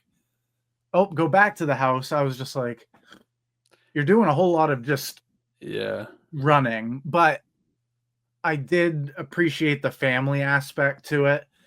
That when that bad Wolfman comes after them, the dad kind of steps up and he's like, no, I'm coming, I'm gonna save them. But then it cuts back to the beginning where the dad didn't shoot, but when he finally comes up the stairs, the mom is able to shoot, and it had to end on that final shot of the valley. I was like, okay, that's the martini shot. You have to end it on that. It wasn't bad. What did I give it? I don't remember off the top of my head. You give it a 3 out of 5. Did I? Yeah, just because there was some emotion, but I thought the performances were just a little flat all across the board. Yeah, But it was when there was the wolf fight and being in the house, and there was a couple creepy scenes, like where he's coming down the stairs in the background, but they're in the foreground and they don't see it. I love the them, but they don't see him. That was just kind of creepy. I love the use of sound when he is like first getting infected, and he's like kind of feeling out his new powers and senses, and he hears the spider in the wall in the closet. Thought that was a really cool scene. But okay, I was waiting for it to jump at the camera. I was like, "Don't do it, don't John, do it." I take it that you haven't seen like anything else besides Sinners. I've been plowing through the Black Mirror episodes. That's really what I've been up to. Okay. I realize that's television, but they are feature length episodes. But you did recently watch Gareth Evans' new film on Netflix with Tom Hardy, right? No, Havoc. Did you watch Havoc? I did You not. didn't watch Havoc. No, Okay, I didn't. I can't remember what I did instead. I I was thought watching maybe you watched Invincible. I made dinner and watched Interesting. Invincible. Okay. All right, at least you're watching that one. The Matt Yeah. Damon rugby movie. Yes, with Morgan Yeah. Freeman. Yeah, that's right. Nate, I assume you haven't watched Havoc at all. I have not. I didn't know anything about it until you guys mentioned it Yeah. at the beginning. It's from the director of The Raid 1 and 2, and he also did a Netflix film called Apostle with Dan Stevens. This is his next film with Tom Hardy. I'll check it out this week. I was a little let down by it. I mean, like the action is crazy. It's very frenetic. It's nonstop. It's crazy. Tom Hardy has some mannerisms and some characteristics that are actually like fucking hilarious, and some line deliveries that are great. Just for me, like the whole movie just looks like you're watching this like weird like video game Sin City like cutscene where it's like CGI like car chases, and you're like, wait, what the fuck is this? Like this is so weird looking. And With the Havoc. and yeah, I don't know. To me, like I don't know. There was the story just was very lackluster, but I wanted a little bit more from it, and I wish that the action choreography was a little bit better. But there's a nightclub sequence that's fucking great. So there's a lot of fun to be had here. It's just I wish it was a little bit better. That's all I really got to say for Havoc. I'll put it on my Definitely list. wins. It wins most generic poster of the year. I'll say that. Yeah, just Tom Hardy's face and some like police sirens behind him or something. I don't. It's here. I'm about to share it with you right now. I don't even remember, but from the director of the Raid movies, yeah, I mean That's it. I mean, he looks great, but like, come on. Yeah. What are we doing? But Nate, you also watch these like Shudder originals that I never even heard of. Yeah, before? because I've been trying really hard to up my 2025 movies because the last few years I think I've barely even hit 40. So It's I tough think out there. my goal for myself this year, I think, is to hit at least 50. Like I know that's not a lot, but that's more for me. And these ones were just I was on Shudder and I needed something to watch. And so Shadow of God, it's just this really kind of stereotypical possession movie. This priest goes to his hometown and has to perform an exorcism on his father. And it does a really weird kind of twist as far as possession and who is actually possessing them and what things people are willing to do in order to bring forth the rapture. And it gets kind of biblical towards the end. It was okay. Freewaka, though, was creepy. It was like it's an Irish movie because it goes back and forth between English and like old Irish. And it's just about a woman whose mother just committed suicide. It happens in the first 5 minutes. And they're cleaning out her house, but she gets a job as like primary care. She works in homes with people, and she's going to assist this woman in her home. And she's very, she's got like a bunch of superstitions about her house, and she believes that there's people living under her house. And it's really hard to explain. It's a mix between like Wicker Man and The Conjuring a little bit. Okay. All right. She's like going around this old house, and this woman's like, they don't like cigarette smoke, so give me a cigarette. All this stuff to like deter the evil, but the woman doesn't understand what the evil is, and so it's what is this shit called? Hold on, I want to see. Freewaka. It's based Freewaka. It's based on like Irish folklore for like these entities that are very cultish. Oh no. It's not very scary. There is some creepy aspects to it. And there's a little twist here and there as far as tying in together. But I love that poster. Oh shit. We're gonna get demonetized. I didn't realize I was live. Whoops. It doesn't matter. But yeah, the second I see a creepy goat, I'm already freaked out because that makes me think of the witch. It's kind of confusing as far as them tying the story together, but it is kind of creepy, and having it in a foreign language kind of adds to that creepiness because you're unfamiliar with how they speak, and so it just adds on top of it. But if you're looking to add movies to your 2025 list, I would suggest Freewaka over Shadow of God. But Shadow of God did have some cool aspects to it that made you think differently about who is actually possessing somebody.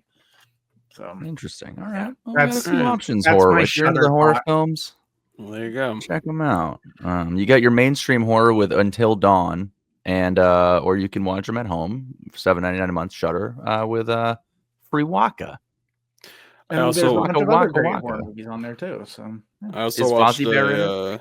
I watched a horror movie called Hell of a Summer. Have you I guys heard want of to this see movie? it. You do want to see it? Okay. All Well, right. from Well, the trailers, it looked kind of stereotypical, but I know it's Finn Wolfhard's directorial debut. Oh, so I that's thought the that would be thing. kinda cool. What? That's the Isn't weird he like thing. 15? That's what you think. No, he's like 25 or 20s. something. Like no, Yeah. they've grown up now. It's, Wait, it's what? hard to think about that. Yeah, That's It just crazy. looks like a summer slasher, modern. that's what it is. That's what it is. 23. Yeah. It's Okay. basically Gen Z slasher movie with a lot of Gen Z references and things that went over my head.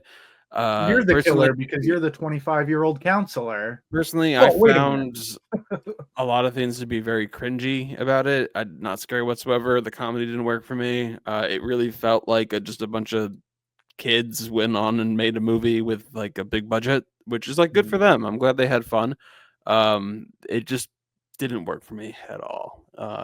So that's I'll still hell see of a it if summer. it's But yeah, I mean, streaming. yeah, I mean, it's streaming now, so you can watch it. I might And, check this out just for the hell of it. yeah. I mean, you know, check it out for sure. It's not scary. It's just silly.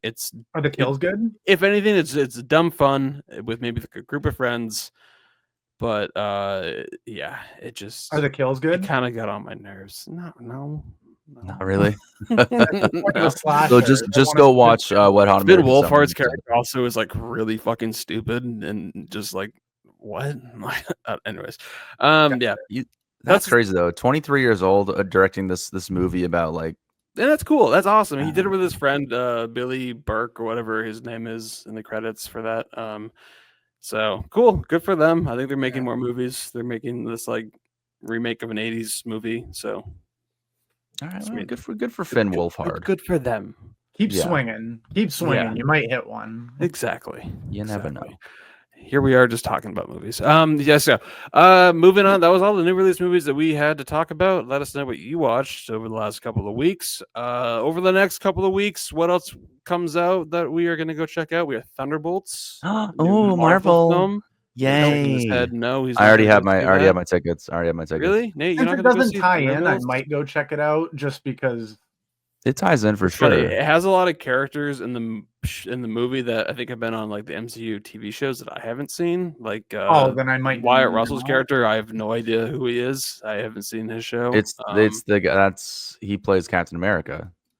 I think you're talking about the Anthony He's Mackie's like in off-brand Captain Captain America. well, yeah, I can't keep up. Okay, they come. Thunderbolts comes out. Okay, exactly. so we'll see if we see it.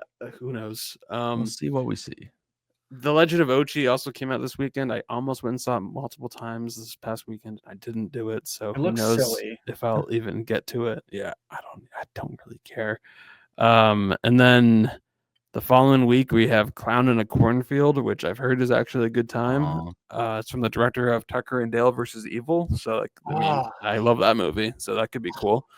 I don't know if it'll be like a wide release, but it's scheduled for May 9th. And then I'll go stand in a cornfield. And then yeah, that's it for the next couple of weeks, guys. I was gonna say there's like Thunderbolts nothing, and right? Clown in a Cornfield. Even for streaming, like there isn't that much coming out. Another Simple Favor 2 coming out on Amazon Prime May 2nd or May 1st. Wait, Blake Lively? Blake Lively canceled. Anna Kendrick. Anna Kendrick, sure. Really? So I think if anything, that might be Interesting. the movie. Oh, Rust comes out. R.I.P. cinematographer. That comes my out on God. VOD. I don't think we'll talk about that, although we might be the only ones to talk about it if we do. I mean, I'm gonna see it. I'm I didn't know that movie was ever Don't even talk coming out about it. We need anyway. to get those views.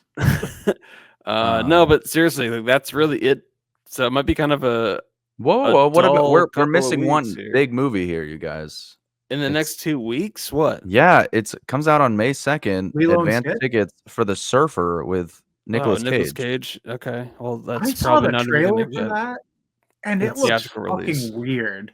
Yeah, I mean, he's a Yeah. surfer in Australia, There's a cult. humiliated in front of his son by a gang of surfers. Okay. Yeah, no, I don't think this will be a movie that'll be even near us in theaters. So Oh, I'm definitely gonna be there. it might be day near one, you, for but sure.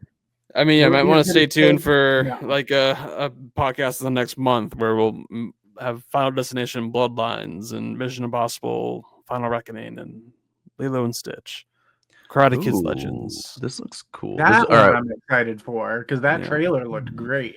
Oh, and Bring Her Back, Raka Raka. I There saw the isn't- trailer. There is one more movie. There's an alien movie called Watch the Skies coming out. Watch That's the Skies. May 9th. It's a Fuck is UFO movie that takes place in Sweden. XYZ films. Just watch Nope. Okay, Watch the yeah, Skies. This might be heard of foreign. this. Yeah, it is foreign film. Okay, cool. Cool. Anyways, yeah. So There's not a yeah, lot. Not a Stay lot. tuned for first time watching because that's where you'll get the quality films. I mean, we'll see what Ooh. happens with Whoa, Thunderbolts. quit the Dang. plane, brother. Alrighty, that's it for new releases. Let's move on to the final segment here. We're gonna do a little Cine2Nerdle battle between Nate and John. So let's see what go. happens. Best out of first to win 2 rounds, I think is gonna be the game, and then if we have time, we'll do a death match. I'll face the winner and see if you guys can beat me. But yep. Or it should just be me and Nate versus you. I feel like that's No. more fair. No. You and John are going to verse. So let's get that set up.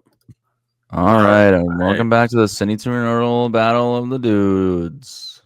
All right. So the first round here, we're going to do a starting film. Your starting film for you guys for round 1 is going to be The Peanut Miss Butter Sunshine? Falcon. Okay. Okay. The Peanut Butter Falcon. Okay. It's a good movie. It's a pretty good movie. Okay. Very good film. If you have not seen this film, go and watch it. I think it's on Hulu. All right, we're going with The Peanut Butter Falcon. Here we go. Nate, are you ready? No, I'm just sitting here waiting. Okay. I couldn't be any more ready. Peanut Butter Falcon, and it looks like it's to your boy right now. All right. And John's win condition is Matthew McConaughey. Nate's win condition is Martin Scorsese. Okay. So John goes with Transformers connecting Shia LaBeouf. Nate counters with the Even Stevens movie, a TV film. Can John name any other members from this cast? Nope. He goes with Nymphomaniac Volume 1. Okay.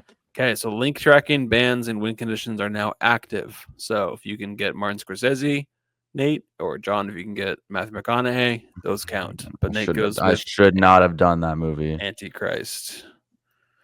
I've seen both of those. The directors, Nate, John goes back with Nymphomaniac Volume alright. 2. Why did I block that? That was dumb. I don't know why. I did that. Blocked. Okay, Breaking the Waves. Lars von Trier is done. John's got to get a cast member from this movie. Okay. Oh, Stellan Skarsgård. Yep, he's. I just know he's like weird in Thor. He's like the weird old guy who's like takes his shirt off on top of Stark Tower. Oh Jesus! What the the fuck? Norwegian film Insomniac. That Dude, like, I Insomnia. don't- Sorry, that Christopher Nolan remade. I'm escaping back to fucking modern day here. Okay, Barbie. That's a big cast. Nate can go anywhere with He this could cast do here. a lot of stuff here. Even the director goes with Ghostbusters, connecting Adam Ray and Kate McKinnon. Okay, cool. Interesting. Adam Ray. Never know would who have that thought to is. see Adam Ray. Is he the Dr. weird-looking Phil. dude? He's the Dr. Phil comedian guy. Skeleton Twins with Kristen Wiig.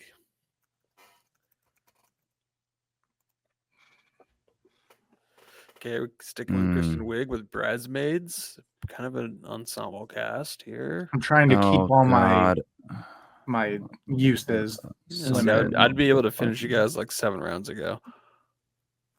What's that movie called? I forgot what that fucking movie is called. Oh, dude. John's struggling here. Love Hard. I don't think that's a movie. No, there's a Kristen Wiig movie where she's Oh, like living okay. in a fucking. Going with Melissa McCarthy with Tammy. Interesting. Okay, never seen All that my movie knowledge is from 2014. I don't Let's be real. ever. Okay, that's an advantage to Nate right there. If he can bring it back, goes with the kitchen. Wow.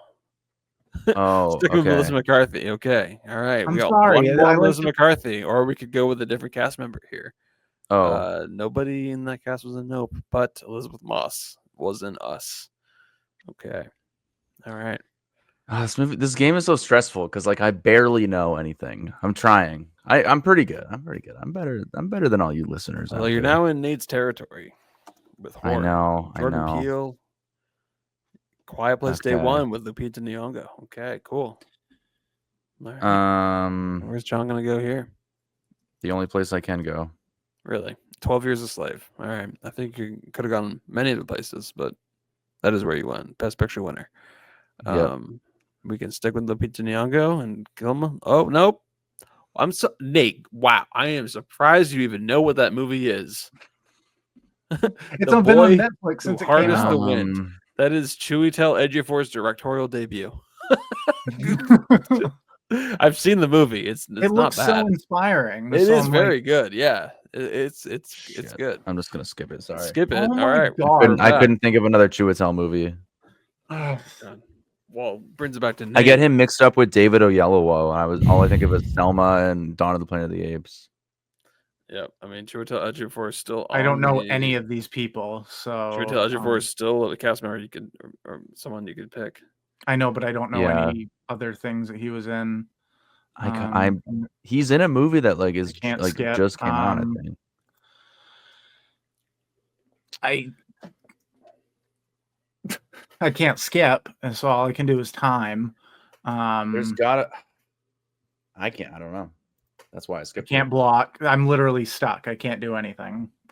Damn, stuck And on that's- his and own. I can't use more time. pick. That's stupid. Yeah, stuck on his own pick. That happens. and It's that's happened to me many Cine2Nerdle. times where I've like tried to stump with like an out there obscure movie and Yeah, I mean, Like I don't the know Fight any of Me these is Like people. I couldn't skip. I couldn't block. I couldn't use time. I couldn't do anything. Well, I'll take it. I don't feel like I earned that one, but I will take You it. didn't. I'm gonna Thank say you. it right there. You I didn't. appreciate that. There you go. That's out of character. I feel like you were gonna be like, no, you earned it. You used a skip and you. Hey used man, to- I have those lifelines for a reason because I need them. Notice how I Alright. don't use any. Yeah, but that's So- your choice, and you lost because of it. you Anyway, should use so- lifelines. And all right, so we're gonna go into round 2 here. The starting film that you guys are going to use is The Internship. Unrated edition. John, I think this is your There's an Blu-ray. unrated version. Apparently, I didn't Internship even know or the that until I intern? held it up. Damn. The Internship. Yeah, Um, that I might have a couple copies of that one for some reason. Why? I don't know. I just- Why? Grab bin. It was probably in a grab bin. I Yeah, don't know. fair dude. My mom enough. bought it for me for Christmas in 2013. Who knows? All right, y'all Sure. ready? Let's go. All All right. right. Let's do it. The Internship starting off. Here we go. Speaking of Sean Levy, huh? How about that? Full circle. I'm gonna go with Rose Burns in it. Cool. Mama. I'm gonna go with Marley and Me. Owen Okay. Wilson. Okay. Okay. Yep. Hmm. A lot of places you could have gone there. Hmm. A lot of places. And Dowd's and Marley and Me. Oh yeah, she's the trainer. No, she is, What dude. is she? No, she's not. Behind Enemy Lines. Is that Okay. John- I've is that never John seen. Hamm? Actually, no, I have seen that movie. It's been a while though. Okay, sticking with Owen Wilson. It's an Owen Wilson themed second round here. I love me some Going Owen back Wilson. with cars, and now link tracking bans and win conditions are active. So this is where it counts. We can keep going Owen Wilson if you want. I'm trying to think of other voices from it. All night long. All night long. Life is a high. John, it doesn't Sticking help with- when you sing. I can't Sticking think. with Owen Wilson with Starsky and Hutch, movie that we have actually covered on the Those Movie News podcast for some reason. I didn't. Oh, he is in Meet the Fockers. Yeah. Of course. I mean, I just watched this on Easter with my family. Wow. The whole okay. scene with his foreskin gets in their dinner and then they have to order pizza. That's pretty funny. Okay. Secret Life of Walter Mitty. Sticking with Ben Stiller now. Okay. Skeleton Twins back to the fucking. Oh, you are such a boring Jesus. person to play against. What do you mean? All right. Chapter 2, sticking with Bill Hader. Okay. All right. In the horror roots too. Oh shit! I'm not in the box. Fuck. The Eyes Here, of there. You're Tammy welcome. I Faye. gave you a real movie there. I could have gone to a really tough one, but I Jess didn't. Wexler's in Chapter 2 as well. I don't know who that is, but good for her. She's working. Yeah, mad props.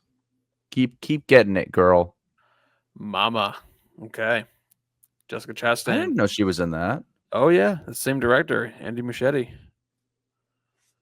Ooh, Zero Dark 30. Okay, completing Jessica Chastain. No more Jessica Chastain. If only you had Catherine Bigelow as a win condition. I don't, but I don't know any more Catherine Bigelow movies. Near Dark. All right, let's go. Referenced earlier in the podcast. All right, Hurt Locker. Another Catherine Bigelow film. Okay, only one more Catherine Bigelow movie can be used. Oh, stuff. I feel like we're getting in that realm where I'm going to start to not know anything. Near Dark. I've never heard of that. We talked about it on the podcast. 28 Oh, weeks baby. later with Jeremy Renner. Watch out for that snowplow. Is he not in that? Okay. I heard that, Spencer. That was very Sorry, funny. I didn't know what to say. I literally did not know what to say. I'm opening up the floodgates. We can go in Wow, any the direction now. Avengers, generic pick for mainstream boy. Let's go. That's your Jeremy boy. Renner, though. I mean, we can go obscure Jeremy Renner film, or no? We're going Dark Waters. Oh, We're going Mark obscure. Ruffalo Oh, film. wow. Okay, all right. I've actually been meaning to check this movie out. Hmm. Very horrific true story. Is he in that? Oh no, The Mask. Mark The Ruffalo, Master. dude. Oh my god, I'm just gonna go. Mark I don't know. Ruffalo. Eating Ruffalo's on a couldn't- buffalo. Thor Ragnarok. Okay. Yep. He's in that. Thanks for the commentary. He's in that. I'm sorry, the movie doesn't satisfy your condition. I'm just happy to be here. Spencer, I hope you appreciate this. Okay. Oh, the Indiana Oh, was he hit one. Scorsese! All right. Yes, let's go. Wow. We're on the Winning board. condition on the board. Let's go. I'm like, wait, I know she was yeah, in Kate something. Blanchett. Yep. Perfect. I'll take it. Okay. Oh!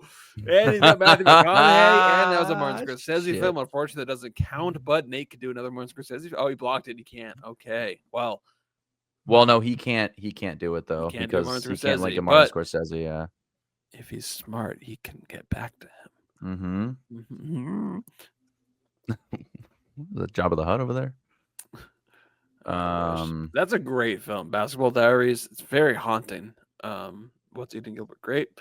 Okay, completing the Leonardo DiCaprio. And a block. What's that movie called? I don't know if that's And a block. John, you're using a lot of little cheats. I'm not cheating. It's the game. What do you? If this was Spencer, he'd rush the hell out of me right now. Oh, going with Johnny Depp, Charlie and the Chocolate Factory. The Rum Diary. Okay, What? all right. Let's go. See, The I movie, can. the movie that started Amber Heard and Johnny Depp's relationship on Secret Oh, Window. fuck you, dude. All I right, don't know what completing the- Johnny Depp. John, how can you get out of this? Secret Window. Johnny Depp. Who else? There's is in only it? one. There's sadly only one way out, and I hate that I have to do yeah. this. Escape. I don't know anybody else in that movie or who directed it or anything about it. Okay. I'm all gonna right. do the same thing I think I did to Spencer once. I remember what you fucking. Oh, it's not. You can't do it. Top You can't. 5,000. Popcorn. It's on the top 5,000 films. It has to be in the top 5,000. only in the first couple of rounds. You're Yeah. playing mainstream, boy, brother. All right. Yeah, Okay. I mean, And that then might Dee as well Wallace, be though. popcorn Connecting for Dee me. Wallace So, with the Halloween. The Howling.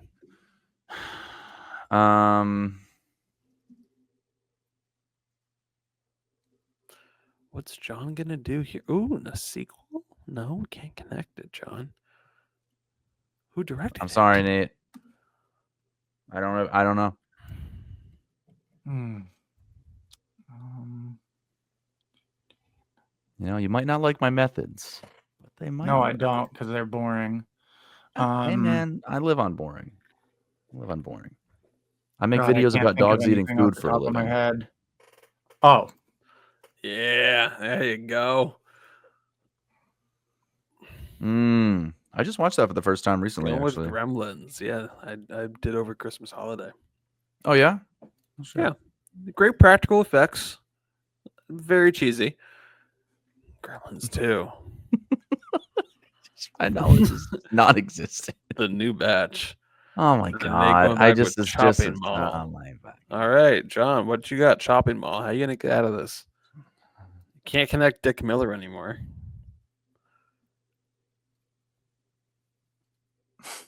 I don't. Mall rats. Oh my fucking god, dude. What am I supposed to do? I don't have any cast help, and that wouldn't help me anyway. So what's the point? I'm trying to. Are you? Eating Raoul. Rank Yep, that's a famous 7,400.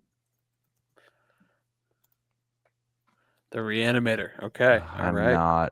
I'm not doing good here. Little Barbara Crampton action. I'm sure you have another skip in there somewhere. Yeah, he does. I'm just trying to think of 80s movies. John Just needs to hoping eliminate something the skips. connects.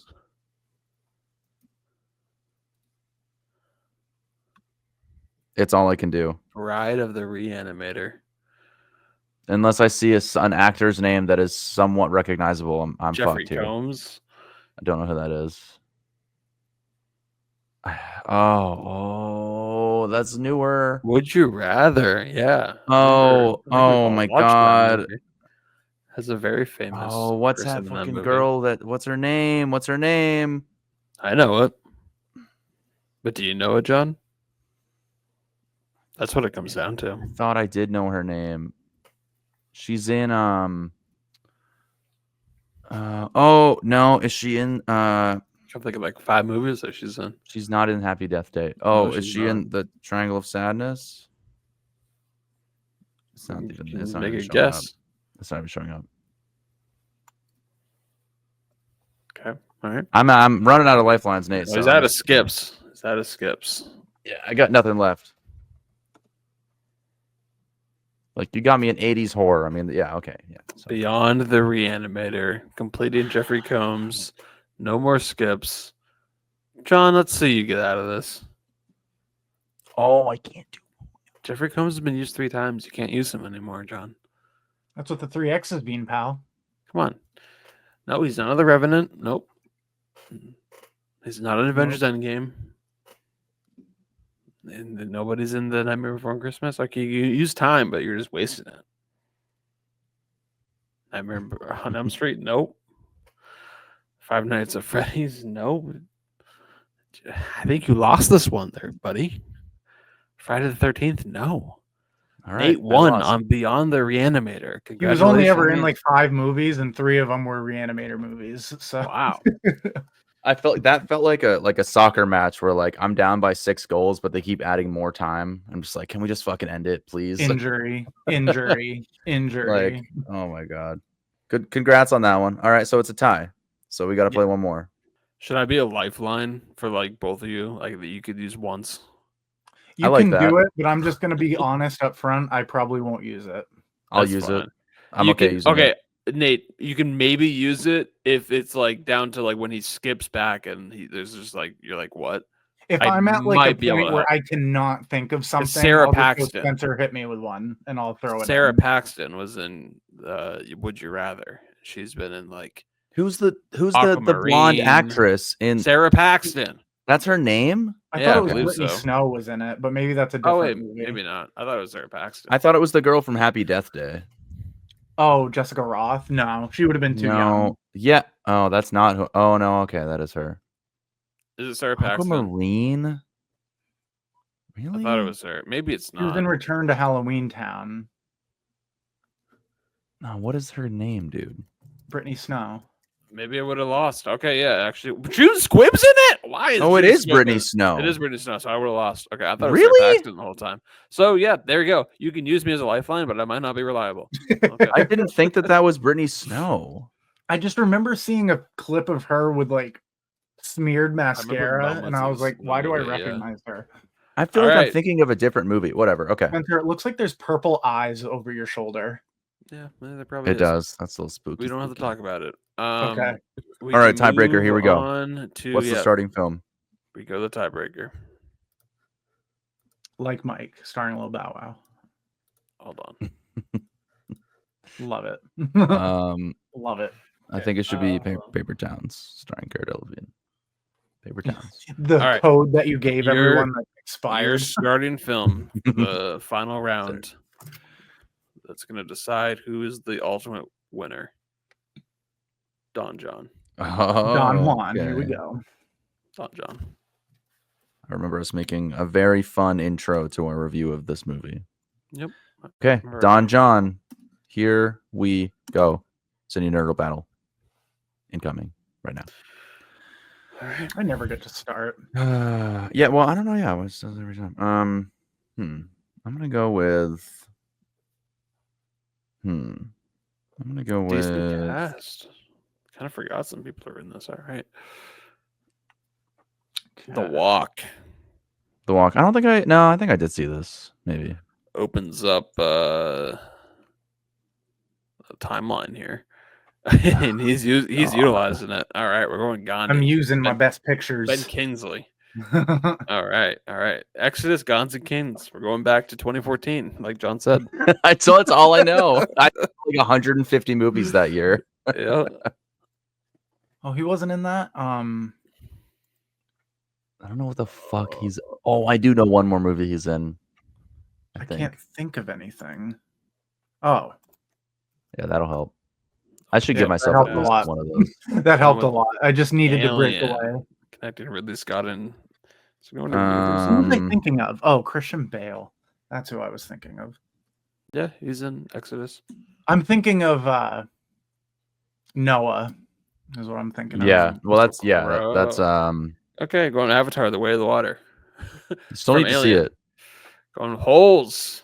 Digging Okay. up them holes, digging. Completing Sigourney Weaver. Where else are we gonna go now? I'm tired of this, Grandpa. Well, that's too damn bad. Holes. I mean, we could go many different directions. Throw it in the oven. We're going back to the Peanut Butter Falcon, baby. The All right. bookend of the Cine2Nerdle Battle. All right, let's. Shia go LaBeouf. with- Oh, what's that movie called? That one. Oh, you son of a bitch. That would have been a great third movie to use, but yeah. Well, I'm sorry, but it might not have been there. No, I'm just here to offer some advice for the future. Isn't that the Blu-ray I gave one of you guys? Transformers. Back again, baby. Come on. It hasn't failed me yet. Okay.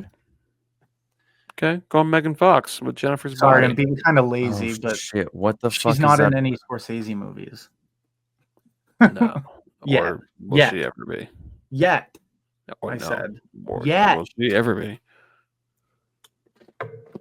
Okay, she wasn't Very in- generic pick with the sequel, Revenge of the I'm Fallen. trying. I my brain is so fucking fried. I really I want to think of more creative answers, but I can't. I can't think of any other Megan Fox movie. to I'm be trying to. She was. What the fuck was that shitty movie she was just Subservience. Shut the fuck. Shut the fuck up! I lose if he. He's not going to use it. All right. I didn't hear you. I'm Barton trying Fink. not to take. John Turturro. All right, let's Who go. the fuck?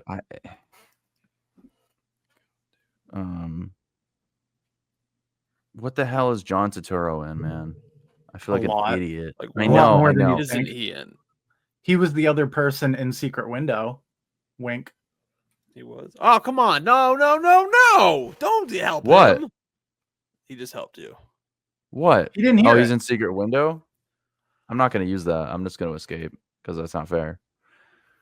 I'll just skip it. I'll save Oh my my escape. fucking God. It's so hostile. Oh, I know this. Well, it's like I know. Oh, brother, that movie. He's one of those guys that's just in movies, and then he pops up, and I'm like, "Oh, you're that guy." Well, yeah, he's only starred in fucking Barton Fink. Like, I No, didn't it's know it's not no. another movie he stars in. It There's- doesn't exist. I can't. Spencer. Till the 10 Cloverfield Lane. And The Babe. Oh, the movie that Nate bought on Blu-ray recently. Have you watched it yet? I have not. I have I not. don't know what that is. I don't know what that is. Caddyshack. bro. He's going with sports movies now. Babe, with the last Um, John Goodman. That is a great fucking pull. All right, let's get out of the Babe. Oh no! You fucking son of a bitch! You know what? No, I'm not going to help you. Oh, that wasn't even a top 5,000 movie. I'm surprised they let you do it. It was 5,160. How is Nate gonna get out of the Babe? His own. How is he gonna get out of the Babe? He got into the Babe, so he's gotta get out of the Babe eventually. I got to We do all this. do. Wait a minute. What? Oh yeah, John. I would have used John Goodman. Trust me. I don't know what else is in this. I would have done the Big Lebowski, but I'm screwed. I can't do anything. I can't use time and I can't skip. And I can't use John Goodman. I haven't seen the you Babe. can use Spencer. You can use Spencer. Nope, it's too late. Wow. Lost by your the own victim of picks your own each devices, time. my man. Wow. Well, when you Yikes, skip dude. everything, that doesn't show much new movie knowledge, but that's okay. No, but it's not about movie knowledge. It's about knowing when to use your lifelines because you're an idiot, and that's me. Well, if that's how you take your wins, cool. La la la lava. Chicken. Skipping around. Chicken jockey. Chicken jockey. Chicken jockey. Yeah, okay, this work on It's Brain so Rot. That's good. it. Those movie dudes, quack quack, motherfuckers. But Yeah, at those movie dudes, I'm gonna go to McDonald's and get a triple cheeseburger and ruin my diet. See you guys next time. Peace out. Go watch Sinners. Don't watch trailers.